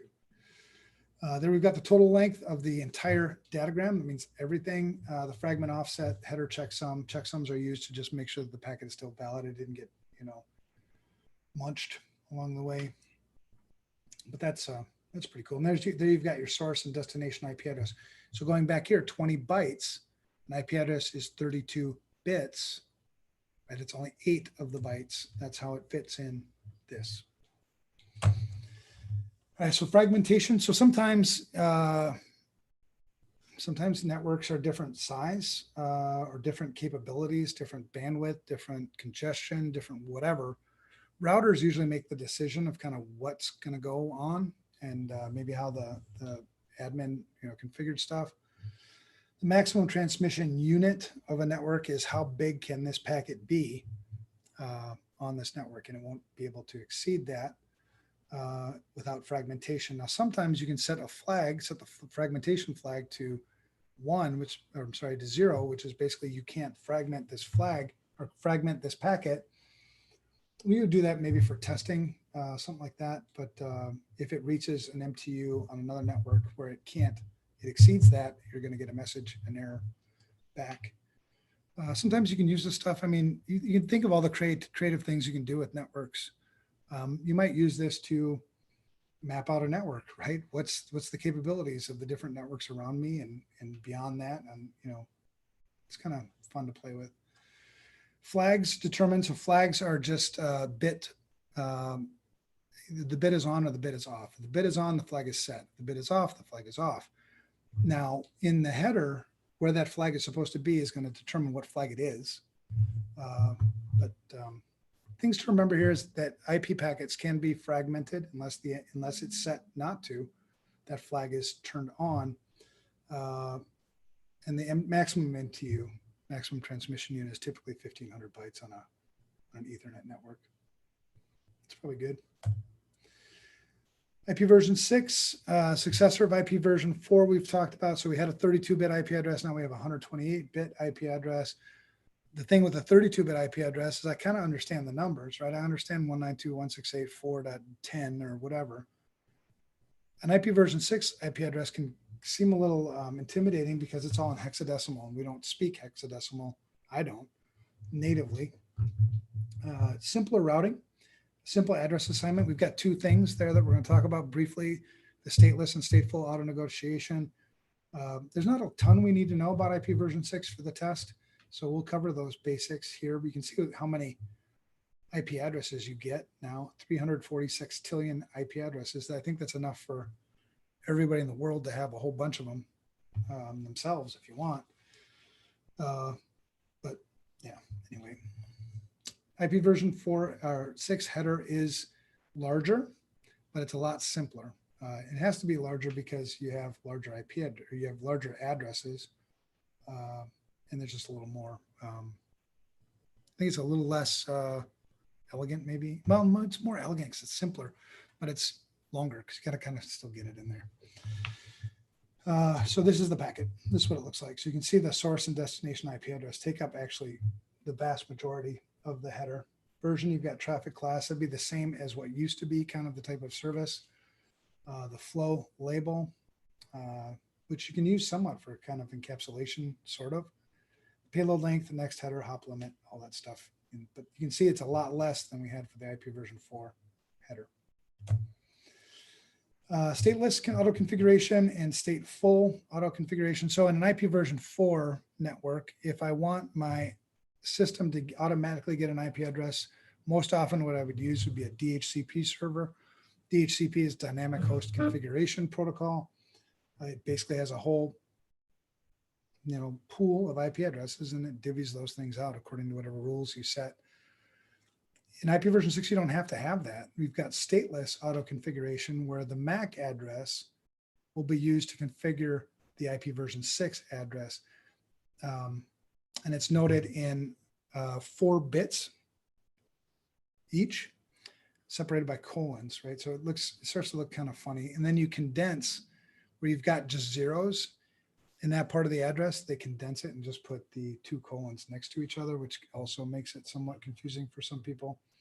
The things to remember here is stateless means my system itself configured its own IPv6 address and is using that to communicate. Stateful would be that I'm using a DHCP like the traditional IPv4. That's the big difference here between stateful and stateless. You've got 2 types of IPv6 addresses. You have the global and the link local. You can see the difference. Really, they look somewhat the same, but the first bits will be different. The MAC address is still used, but the address is different. The /64 just means what part of this address is used for the host, what part of this address is used for the network. 64-bit, you have a 64-bit MAC address, so that's why most of the time it's just going to be a /64. Yeah, I mean, IPv6 routing advertisements and things like that.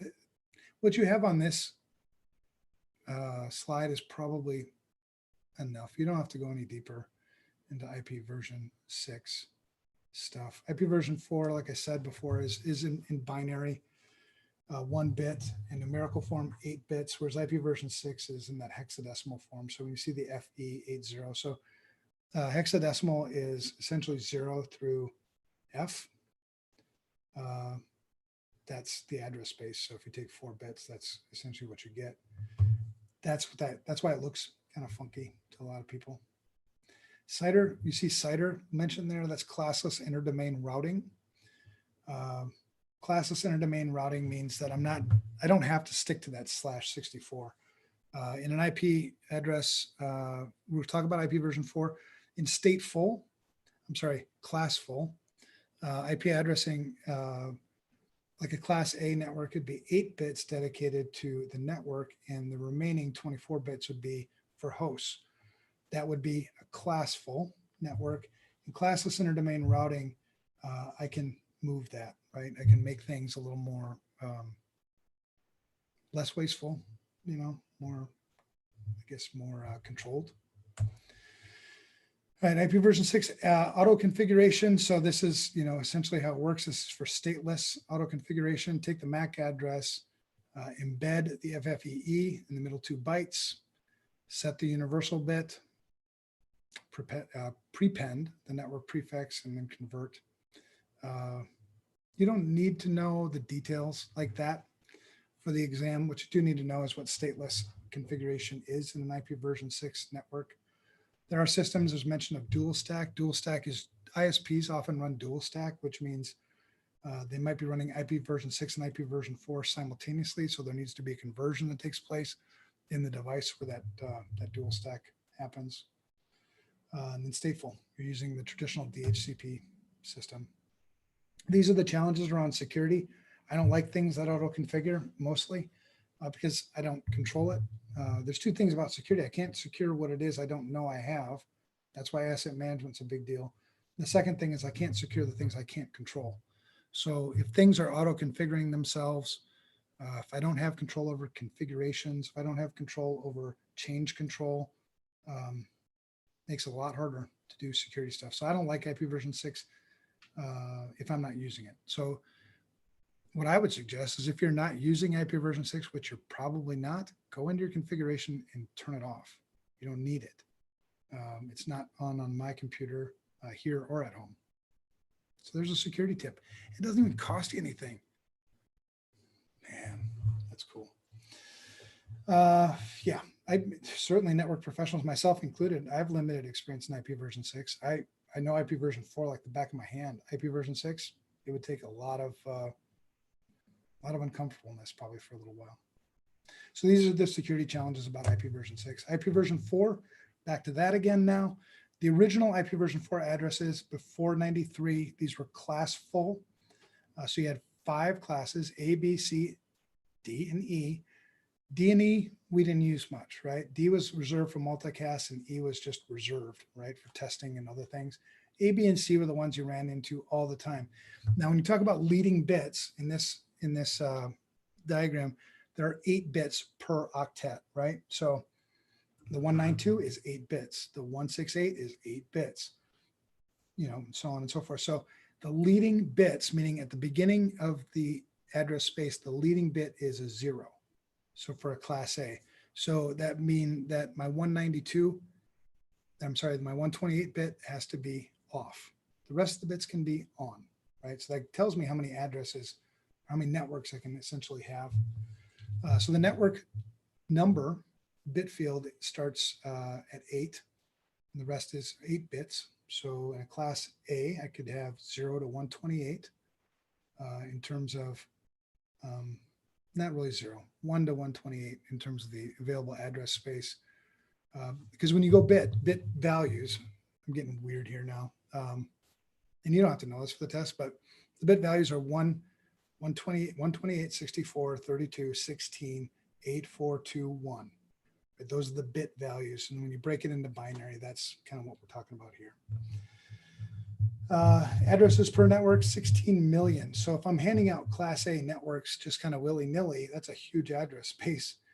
Now, the reason why I don't like that, even if it's a private IP address range, is I still have to make sure that that IP address range is not populated by systems, right?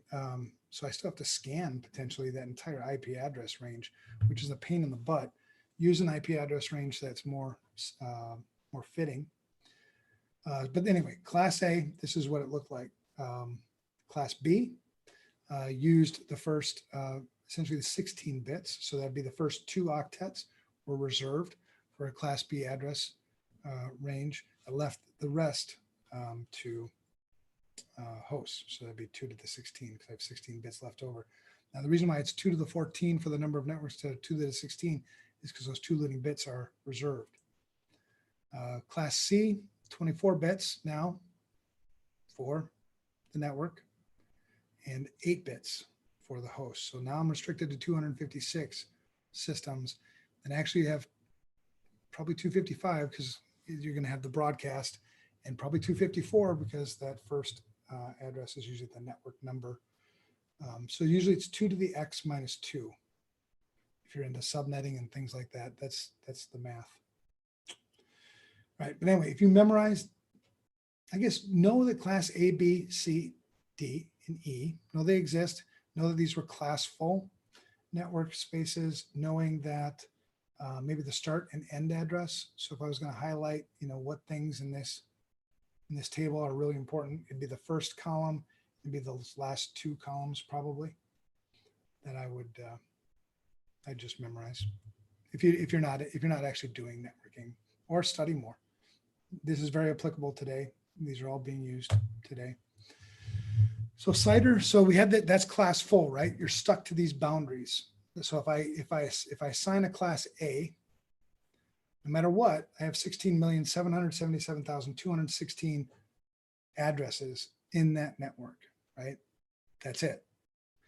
Now, then we introduce this thing called classless interdomain routing, which means that now I get to subnet, right? I get to take that class A and break it into a whole bunch of little smaller networks because I'm not restricted by that classful boundary. We did this in order to make IP addressing, I think, more efficient. And we did this because we were running out of IP addresses. So CIDR, now the thing that's easy to remember or easy to note about CIDR is that's that slash number at the end. That slash means how many bits are reserved for the network address, right? So if you see that, kind of in the middle there, the 192.0.2.0/24, what that tells me is the 192.0.2 is the network number, and that .0, everything else can be used for hosts, right, on that class C network. So that /24 notation, that's what that /24 means. How many bits are associated with what's called the subnet mask? That's the difference. Up top there, I just added some things. You don't need to memorize that, but if you like geeking out on things in binary, that 192, what number is that there? That's looks like a 10. That looks like the 10.3.96.223 number. So that binary on top is 10.3.96.223 in binary. That's what your computer speaks. Now the /8 would be those first 8 bits are all ones. The rest of the bits are empty. And then you do this thing, what the computer does is this thing called ANDing. The ANDing rules are over on the right there in that box. Anything but a 1 and a 1 is a 0. Right. So as you go through that, that's essentially tells the computer when it's time to whether to send this to the router or whether to send it on the local network, whatever. Things to remember about classless interdomain routing is it takes me away from those classful boundaries. I can get a lot more flexible, a lot more efficient in my IP addressing. It also is going to be noted with that slash something that identifies a classless domain. Now the subnetting piece, subnetting is basically taking that address space and chopping it into little pieces or smaller pieces to be more efficient. So you can take potentially a class B and break it down into, a couple hundred networks to make it fit a little bit better. Be a lot less broadcast traffic, a lot less scanning I might have to do for vulnerabilities, that kind of stuff. Subnetting. The other way around, supernetting, but we're not going there either. So then we have this RFC 1918 addressing. This is where we called out what's public and what's private in terms of IP address spaces. So according to RFC, that's a request for comments, and you can go read it. 1918, it's public. Internal traffic. So anything in these blocks, right? 10 dot anything, 172.16 dot whatever to 172.32 basically. You can do 172.33, that's routable, that's not reserved. It's these IP address ranges. If I can use these freely in my local area network, and they're not routable on the public network. So yeah, they're reserved. So there's a little bit of security in just that, I suppose. But it also allows, if everybody's using 192.168, then I don't have to, then I can use a lot more IP addresses too, kind of thing. That's kind of the big reason why 1918 came about. But I would say highlight those, those 3 blocks of IP version 4, highlight RFC 1918 and know why it came about. And I think you'd be fine on this. There's a link there too to RFC 1918 if you want to read it. So then RFC 1918 also allowed then and classless interdomain routing. All these things kind of came at a head to where I can now do things that are called network address translation, because if I have private systems with private IP addresses that aren't routable on the internet, they won't be able to communicate on the internet unless I have some sort of translation between that unroutable IP address and a routable IP address. So that's where network address translation comes into play. 3 types of NAT. Excuse me, 3 types of NAT that you need to know. Static NAT, that'd be a 1-to-1 translation. So if I have 250 systems that need to communicate on the internet, I'm going to need 250 publicly routable IP addresses. And you'd go get those from IANA, the Internet Association Naming Authority, whatever. Kind of a pain, maybe. So static NAT would be maybe in really, really small applications, potentially not really all that common. Pool NAT is another thing I could do, which is basically I have 250 systems on my local network, and at any given time, maybe 10 of them will communicate on the internet. That's it. Well, then I could create a pool of 10 publicly routable IP addresses. And then anytime a system on the internal network wants to communicate with something on the internet, it would just assign one from the pool and then make a note, basically a ledger entry, that this was assigned to this. Also not all that common because it's kind of hard to keep that straight. The most common would be port address translation. That's where I only need one publicly routable IP address to assign to really theoretically up to 65,536 internal hosts, because that's how many port numbers there are. And essentially what happens is a ledger entry is assigned to this port, this source port, and this IP address have been assigned to this internal system. So then you can communicate back and forth. That would be port address translation. So you've got 1-to-1, you've got 1 to a few, or I guess maybe many to a few for the port address translation. And then you've got many to 1, which would be that port address translation. just a depiction of how that looks, what I just explained. ARP and RARP, so address resolution protocol. Computers, as it goes down the protocol stack, you're going to need to resolve that IP address, that logical IP address to a MAC address for layer 2. And the way we do that, the protocol we use for that is the address resolution protocol. And it's a broadcast. So it's basically, hey, who's got this IP address? You know, I need your MAC address. And then there'll be a response back. Hey, I got that IP and here's my MAC. And then, okay, now we can start communicating. That's basically how it works.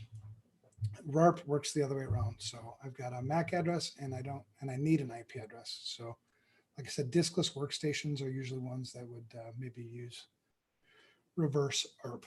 Now that there's a poisoning potential here, because what if it's a broadcast, so everybody's going to see it on the network. What if I also responded, hey, I got that MAC address too. Well, now there may potentially be a MAC address and maybe an entry in the MAC address table of the router or another system that now maps and a single IP address to multiple hardware addresses, which means instead of just communicating with the one that's the one you're supposed to communicate with, you might be communicating with a second person who might be an attacker. That's a real popular thing to, I'm not gonna say to try, but would work a lot in coffee shops, airports, stuff like that. RARP, diskless workstations, I mentioned that already. It's just the reverse of ARP. Different types of traffic. This is how traffic is addressed, right? You've got unicast, multicast, and broadcast. Unicast is one-to-one communication. That's most of what we've been talking about. Multicast be one to many. Multicast is usually used for like broadcast traffic. I mean, it's kind of weird because it's not really broadcast, but it's like if I want a whole bunch of people to subscribe to my live stream, for instance, that would be a multicast. And then broadcast is one to all. Anybody can kind of come in. Broadcast traffic sent to all stations on a LAN. Now you can configure a router to forward broadcast traffic. Never a good idea, or mostly never a good idea. Broadcast traffic stays on the local area network. Two types of IP version 4 broadcast, limited and direct. Limited broadcast is basically we set all the bits to on, right? So 255, 255, 255, 255. That is essentially saying, hey, anybody, go ahead and pick this up. Not forward it across your router. You could potentially configure your router to do that, but I don't know why you would. Directed broadcast is more directed towards a specific network. This can also be forwarded across a router. It might more often be forwarded across a router, but it's essentially, I don't want to broadcast to my local area network. I want to broadcast to that network over there across the router. That would be a directed broadcast. So limited broadcast, just my local area network. A directed broadcast across another network, not on my local. Layer 2 broadcast, all nodes on the broadcast domain. So we talk about broadcast domain, and broadcast domain is usually, it ends at layer 3. So broadcast domain, anything layer 2 and below, is what's called a broadcast domain. Instead of the IP address at layer 3, where we set those to all ones, instead we set the MAC address to all ones, which basically spews it out. And what that tells anybody who's listening on the network is that, hey, go ahead and pick this up off the network, because normally your computer will only pick up the things that are addressed to itself, unless you put your network interface card into what's called promiscuous mode. Then I'm going to take everything anyway. But the way switches work too is switches build a MAC address table. So they know essentially this port has these MAC addresses on it. This port has this MAC address on it, and so on and so forth. So a switch won't broadcast if a packet's meant for just one MAC address, it's only going to forward it out that port. These other ports won't see it. Whereas an Ethernet broadcast, a MAC, and you can configure switch to stop these too, but basically it would just go out all ports. So hopefully that makes sense. Because when I'm doing packet sniffing, or when you're doing packet sniffing, if you're just doing it on a switch port, the only traffic you're ever going to see is broadcast traffic and traffic destined for you. You're not going to see any traffic destined for another system on another port. That's how switches are supposed to work. So hopefully that makes sense. Promiscuous mode. Here we go. Promiscuous mode. Essentially, you put your network adapter card in a mode where it's just going to process everything that it sees on the wire. It's going to act like I'm all MAC addresses, send it all to me. Now, the thing about promiscuous mode is it's not active. It's a passive attack. It just sits there. So it's sometimes really difficult to identify if somebody is running in promiscuous mode on your network, right? Maybe an attacker, maybe somebody, an employee that shouldn't be. NIDS, so network intrusion detection systems. We'll talk about more about that later too. And NIPS, network intrusion prevention systems, which are more popular now. They run in promiscuous mode. It allows them to see sort of everything on that port. The switch still won't forward a whole bunch of stuff that's destined for other ports. So I still won't see everything. I'll just see everything on my port. If you want to see everything on other ports, you're going to have to use something like a span port, a hub, a tap, because a hub will just forward it out all ports. A span port or a tap. That's where you'd have to, basically configure. The span ports are probably a little bit better because then I can just forward specific ports on a switch to this port as opposed to just sending everything potentially down a port. You could flood it pretty quick. All right, layer 4 or TCP, layer 4, three-way handshake. The flags are set. SYN is the first packet. Basically, it's a request to synchronize. Hey, I'd like to talk to you. The communication won't continue if you're playing by the rules. It won't continue until you get a SYN ACK back. It's a synchronized acknowledgement. Those two flags are set. And then you would reply, here's my acknowledgement that I got your SYN acknowledgement. Now, in other things that happen in that three-way handshake are also negotiation of windowing, negotiation of sequencing, negotiation of a whole bunch of other things. But essentially, when you think of the three-way handshake, it's just a SYN, SYN-ACK, and an ACK back. That's the three-way handshake. And it's to set up that reliable connection. If you remember, TCP is a reliable protocol. UDP doesn't have a three-way handshake. TCP does. And in that diagram there, TCP, UDP, that's actually, those are almost all those protocols you'll want to know. Yeah, you want to know all those there. So Telnet, FTP, SMTP, DNS, RIP, SNMP. Real quick, Telnet, clear text, not secure at all. TCP port 23. We don't like Telnet typically, but it's a terminal emulation. FTP file transfer protocol for transferring files. Also in clear text, typically don't like it. A lot of anonymous FTP out there. Certainly turn that stuff off. Egress, so egress meaning at the firewall, traffic getting out, because it's a great data exfiltration method for attackers. SMTP, that's your mail. Simple mail transfer protocol. DNS, that's domain name system.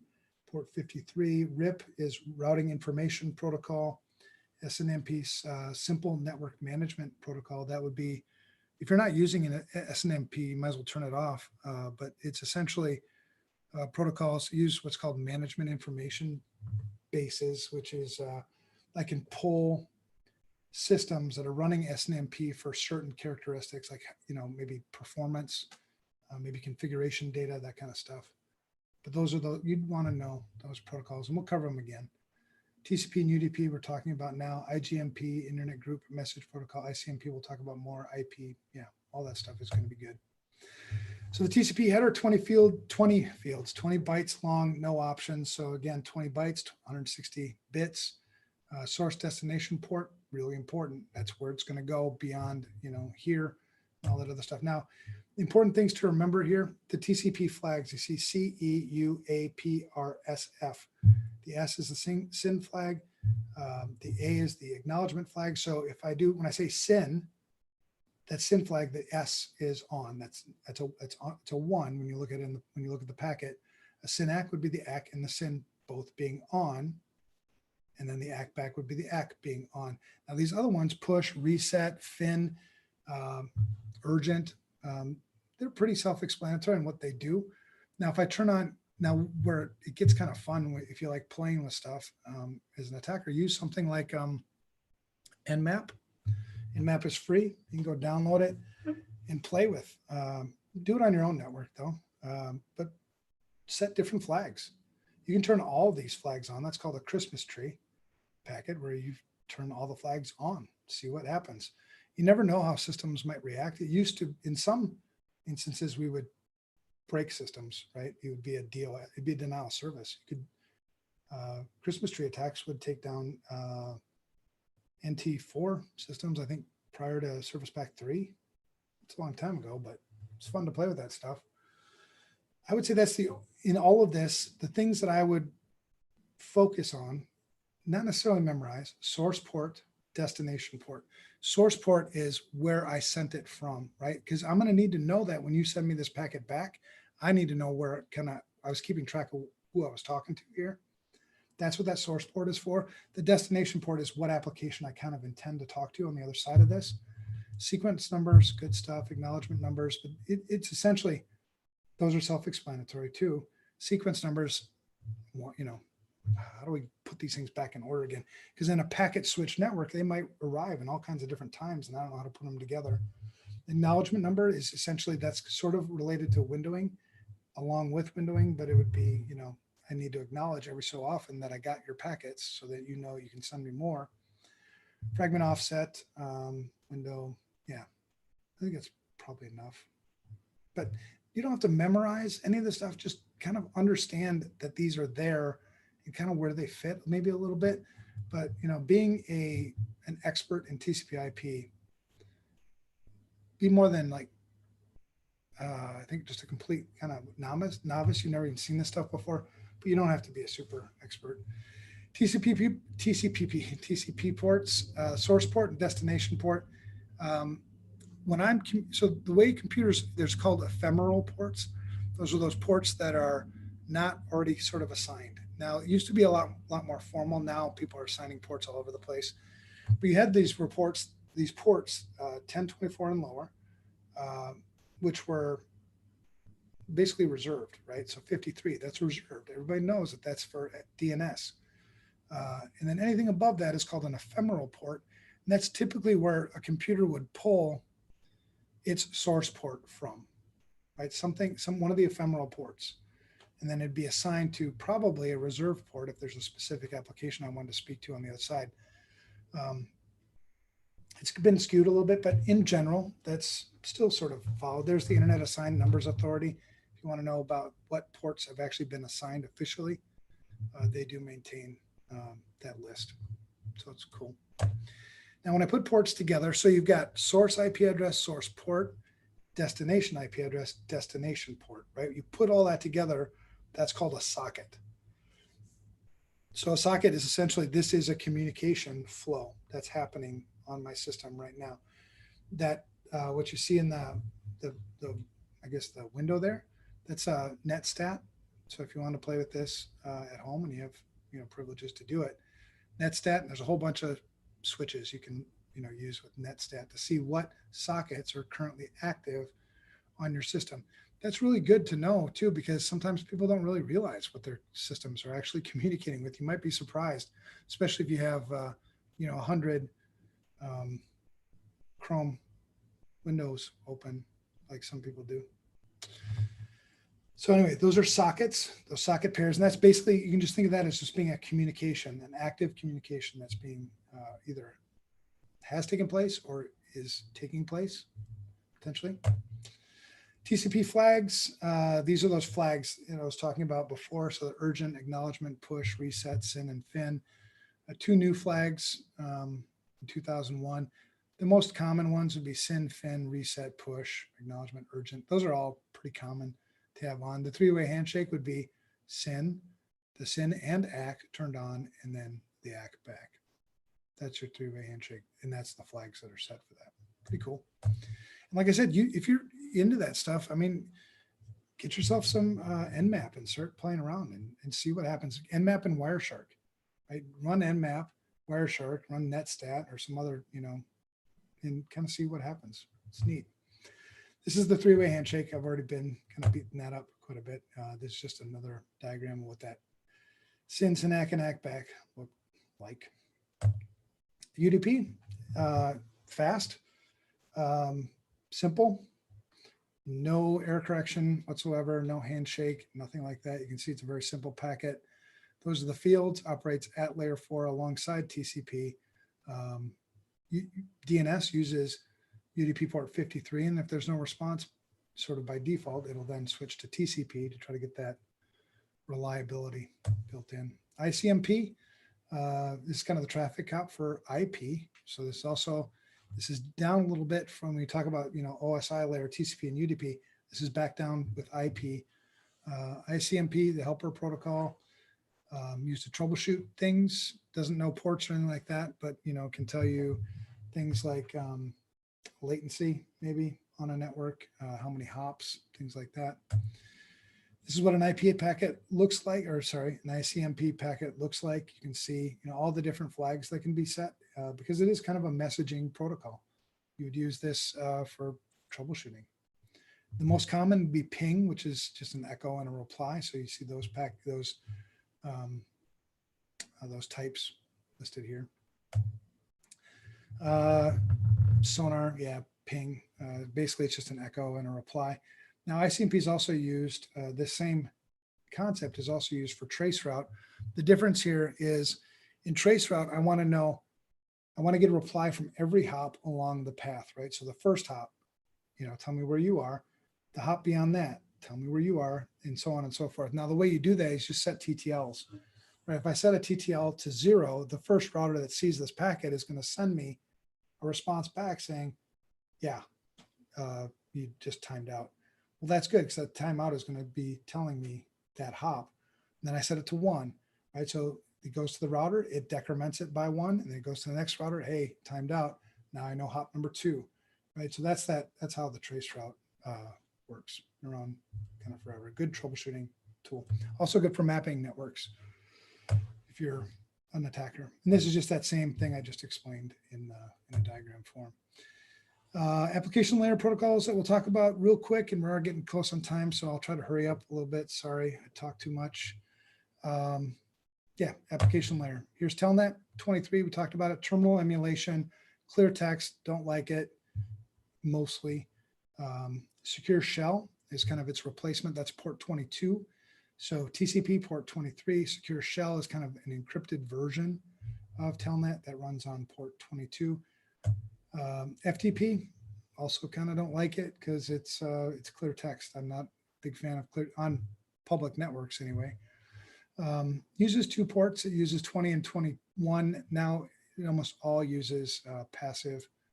All passive. So it's all port 21 now for FTP traffic. But the way it used to be is speed 20 would be kind of the data connection, and 21 would be the control. So like, hey, are we still good? And then meanwhile, all the data is kind of flowing on 20. But today, TCP 21.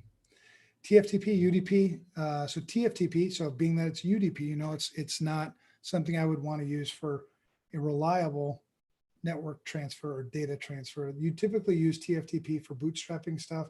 You'd use it all the time to save off configurations from routers and firewalls, things like that. It's that kind of stuff that you'd use. It's more utility. TFTP, no clear text, no confidentiality, no integrity. No big features to TFTP.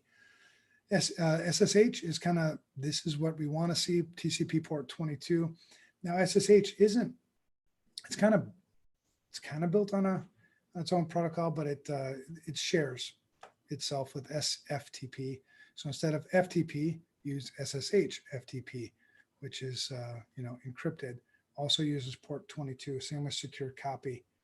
Also uses port 22. So we like 22. We like SSH. There's different versions of SSH. So use the most current version. Men in the middle attacks are probably the most common things against SSH, older versions. SMTP, simple mail transfer protocol, port 25. It's for use for saying. Now SMTP is a store and forward. So it's like you send me something, I store it, and then I communicate, and then I forward it, right? So that's how SMTP works. We want SMTP turned off typically from anything, Again, egress filtering, most companies don't do a very good job of egress filtering. That means outbound filtering. What can my systems internally speak to outside of this network? If my computer is not a mail server, why am I able to communicate on port 25 kind of everywhere, right? So restrict access to, outbound from SMTP and inbound, obviously. POP3 and IMAP work a little bit different. They're more client server mail access protocols, 110 and 143. If you forgot 143 for IMAP, forgive yourself. 110 is more important because I think it's still more common. DNS. So DNS is, we need some way. Humans aren't even really very good at numbers sometimes. So the 192.168.0. whatever, or the 244, whatever the IP address is of something you need to communicate. We typically don't type that into our browser because we forget it. So instead we use names, right? Because we can associate names better. So Microsoft.com. Well, computers don't know what Microsoft.com is unless we resolve that to an IP address. And then once we resolve that to an IP address, then we'll go down the stack and how do I route to it and so on and so forth. So DNS is that resolution of the name to an IP address. By default, mostly it uses UDP port 53. So it's really quick, unreliable. If it doesn't work, like if you don't get a response back, typically your computer will then go try TCP, a more reliable connection to get it. There's also this thing between name servers where you've got zone transfers. A zone is basically all the records, or we'll just say all the records for a domain. So like Microsoft.com, you've got a bunch of subdomains, you've got a bunch of records within that Microsoft.com domain. That's all maintained in a zone. And sometimes I will transfer that zone to a secondary name server for some redundancy and resiliency. That's what a zone transfer is. Caching only name servers mean they just sit there and they go on behalf of you. They'll use what's called a recursive query to go and find out, hey, who's got this IP address? And then they'll cache that for future similar things. Hierarchical database structure, meaning everything flows and branches out from the top. The top of the DNS structure is the root, which is just a dot, right? And then you've got the global top level domains, .com, .net, .org, whatever. No, not actually .org is ccTLD, but you get what I'm saying. It flows out from there. And then, so .com, and then the next level down would be, FRSecure.com. Then there may be subdomains below that, but it's all that hierarchical stuff. In adder ARPA, you would use for the reverse DNS lookups. I say in adder ARPA because you see the in adder ARPA. That's the, anyway, that resolves. If I know the number, but I don't know the name, that would be just the reverse DNS lookup. So DNS weaknesses inherently, there are many, but it's easy to, not easy. You could poison cache on DNS servers. You could, if DNS server hasn't been configured correctly, you could do zone transfers. You can take over domain name servers. There's just a lot of things you can do. The fact that it uses UDP, there's no authentication built into it, nothing like that. So we came up with this thing called DNSSEC. And so you think, wow, this is cool, because what happens if somebody takes over FRSecure.com or Microsoft.com or Google.com? It's a big, big deal. Potentially millions and millions of dollars lost. So we came up with this DNS, not we, the industry came up with DNSSEC, which is a way to authenticate DNS servers. So if there were requests for zone transfers or what have you, it also ensures the integrity of the systems. So DNS came out here. ICANN is like, hey, please. I mean, they're screaming, please, please, please adopt DNSSEC, and people still aren't doing it. So this is what it looks like today. This is the validation rate by country. So you can see the United States, at least, we're better than, I guess, Mexico and China. China has more control over their network, though. So I don't know. It still isn't being adopted nearly as quickly as it should be. HTTP and HTTPS. So HTTP and hypertext transfer protocol, clear text. Most people have now moved almost everything over to HTTPS. HTTP by default uses port 80. HTTPS by default uses port 443. And the reason why I say by default is because you can change any of this. You can configure whatever port you want. You can have HTTPS run over port 725 for, I mean, you can do it however you want to. The problem is if people aren't if people are using different port numbers, they'll find it difficult maybe to communicate with you. Some people make the argument that like if I take SQL, take SQL 1443, right? If I change the SQL port, you won't be able to find my SQL server. That's not true. Security by obscurity doesn't work, so you'll need to do better than that. So just changing port numbers doesn't really add anything for security. It might keep some riffraff from just stumbling upon you. BootP and DHCP, these are things that I would use to get an IP address so that I can communicate on a network, or the other way around. So BootP, Bootstrap protocol, a lot of times your BIOS might have it built into, and this would be for like diskless workstations. I need to know, and this is kind of a cool thing for a security perspective, because if it's a diskless workstation, then the data is only there transiently. It's not going to be there permanently. So, it's kind of a good security thing. It takes more work. But BootP would be used to be like, I have this MAC address, I need an IP address, and I need an operating system. And that's BootP would use that. BootP would give you the IP address and the name. TFTP would download that operating system for you. DHCP gives you an IP address so you can communicate on the network. Again, you might have a MAC address, but you don't have an IP address. And so the DHCP would give it to you. Things called leases.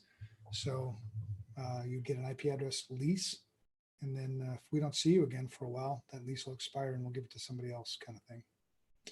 UDP 67 and 68 for that. Network layer 1 cabling. Seriously, guys, sorry I went over, but I'm going fast now. Simplest part of the OSI model, layer 1. EMI, there's this thing like EMI would be like crosstalk, right? You used to get this when you would talk on the phone. Or EMI can come from other things, but one form would be crosstalk. We used to talk on the phone, you'd hear somebody else's conversation happen on the phone at the same time. That's an example of crosstalk that used to happen in those old Cat, whatever, 1-2 cables. EMI can also happen from, you can jam signals, on cables from EMI. One classic example is running a cable over fluorescent lights. That could take your network down from EMI. Attenuation, I mentioned already before, is the weakening of a signal over time. It's due to the resistance of the cable. So that's why copper is always more susceptible to attenuation than fiber optic, because there's less resistance, and light, goes further, faster. Different cabling types. We've got unshielded twisted pair. The reason why we dampen them, the reason why twisting is to dampen them. And the reason why we would dampen them is to make them less susceptible to EMI and actually less susceptible to crosstalk. That's what the twisting is for. The tighter the twist, the more or the less susceptible they are. So tight, twister, tighter twisting, whatever. Classified by categories and how they're rated. Tighter twisting, more dampening. Already mentioned that. Category 6 UTP, whatever. You can see what it's designed for. This is a good table to memorize. I think the most common would be Cat 2, Cat 3, because most of the POTS, most of the telephone systems had changed to Cat 2, sort of. But everybody's running Cat 5, Cat 7 now, so that's a good one. This is actually a better one, so memorize this one, I would say. The ones that are important, I would say Cat 4, Cat 5, and Cat 7. Might even be able, because you might be able to skip over 6. Because Cat 4 was token ring networks, and IBM is a big, powerful company, so we still talk about token ring, even though I don't see it anymore. That's a coax cable, so you can see how it's made. You've got the copper wire. That's what the signal actually travels on. The insulation, copper mesh is all about protection and trying to protect against EMI. Yeah, that's coax. Thin net and thick net. Thick net was that one that I showed you that has that wiretap. Thin net's over the other side. I mentioned the BNC connector earlier on. That's the British. I don't know if it actually stands for British Naval Connection, but it's what we've always said. But BNC connector, that's what those look like. Fiber optic cabling, really, it's 100% just immune to EMI. There's no real electromagnetic interference because it's not electrical signals. it's light. Long distances, two types, multi-mode and single mode. Fiber multi-mode is shorter distances. If you just tie those two together, you'd be fine. Single mode, long distance, high speed. We use this thing called wave division multiplexing, WDM, which allows you essentially to take a whole bunch of channels and put them onto one media. And then you'll have to have on the other side, usually bits by color. On the other side, you'll have to pull those things back out. So and then there's dense wavelength division multiplexing, which is just WDM with like on steroids. Because theoretically in fiber optic, you have unlimited bandwidth. I mean, it's theoretically because there's unlimited numbers of colors that you can create from the spectrum. LAN technologies and protocols. The first one, Ethernet, most common local area network. Data is in frames. The bus technology was the original. Now it's more of a, you'll do this thing called physical and logical. So physical star, logical bus, things like that. This is a physical, used to be a physical bus I mentioned before with just the wiretaps. Then it moved to a star configuration where you've got things like hubs and switches. That's, the configuration, the topology today. Ethernet runs at layer 1 and layer 2. And back, another reminder, it's baseband, one channel. These are the different baseband or Ethernet types. Yeah, and you can see, I think the most common, nowadays, 100 base TX is still seen quite a bit. Gigabit, 1000 base TX. Most of them TX. The SX is shielded. Multi-mode fiber in this case. Yeah. Memorize that a little bit. Right, I mentioned before carrier sense multiple access collision avoidance or collision detection. Right, CSMA is it's how Ethernet actually accesses the network media. It's not just going to dump data onto the wire. It's going to do a little bit of like, hey, is it clear? Am I okay to send data on the wire? So collision detection and collision avoidance are the two carrier sense multiple accesses. These are both used.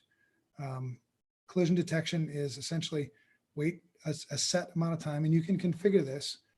And if it's idle, then go ahead and begin. If it's not idle, wait again. And then it's basically send that data. Now, collision avoidance would actually, it waits longer, and it may even send a data packet or something on the network to tell it that it's actually clear. So collision avoidance is always less efficient. 802.11 wireless uses collision avoidance. It's really the only one today that uses that. Token ring, an old topology. Token ring, there was no collisions with token ring because you had to have the token if you wanted to communicate on the network. The token would go around the network. It would be a logical ring and a physical star. So you'd have a multi-station access unit in the middle of it, and it would go in one port, out the X, in port, out the next. And that would make that logical ring. You couldn't communicate unless you had the token. So there really wasn't any collisions. Earlier ones, the ArcNet, and none of these are around anymore, but they're interesting. ArcNet, no collisions, 2.5 megabits per second. So you can see how slow it was. Now there were two versions of token ring. IBM was the champion of token ring. 4 megabits per second and 16 megabits per second were their speeds. FDDI, so we called this FDDI, fiber distributed data interface. This was also a logical ring, but what you had was two counter rotating rings. And the book says, typically used for fault tolerance, but actually we would turn them both on most of the time. So we'd get 200 megabits per second. We'd get better performance if we turn them both on. That was pretty common with FDDI. FDDI's also it's dead. Physical, so more logical than here's physical. This is what a bus network looks like. Just everything's just connected on a bus. If you take the network, you snip, or there's a break in the line or a fault in the line, everything downline is offline. So fragile. The tree network, this is a hierarchical. This would be more of a polling type of network typically. So you have a central system that sort of controls everything, and it would pull. Hey, do you want to talk? Do you want to talk? Do you want to talk? And then you need to be able to talk. very much a mainframe sort of mentality. And that's what that looks like. This is, again, that logical ring, physical star.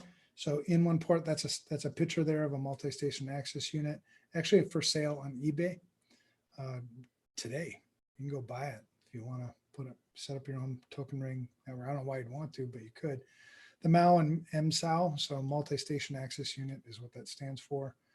That would be basically in the middle of this, and that would be that physical star, but it would rotate. I mean, it would logically, it would be a circle the way it went.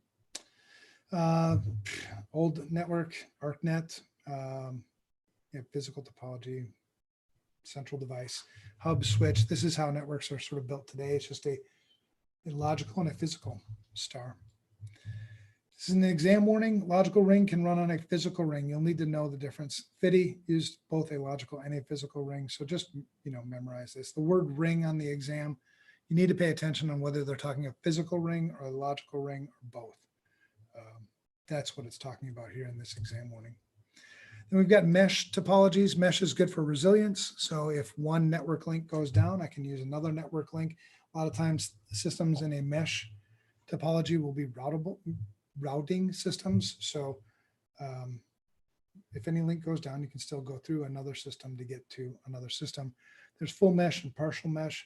The things with mesh systems is they're expensive as hell because you have a lot of network connections that you need to configure, a lot of equipment you need to put in place. So you want to use this sort of sparingly. You would use this in high availability systems, clusters, stuff like that. Oh my gosh, and that's it. All right, so I'm 16 minutes late. I'm blaming it all on, I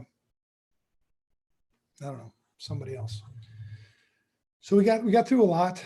I realize that, but it's all really good stuff. And it's all most of it, I'd say 90% of 80% of what we covered is practical. It's still being used today.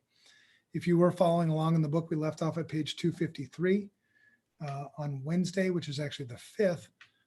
We'll talk, we'll pick this up again. We'll finish off this chapter.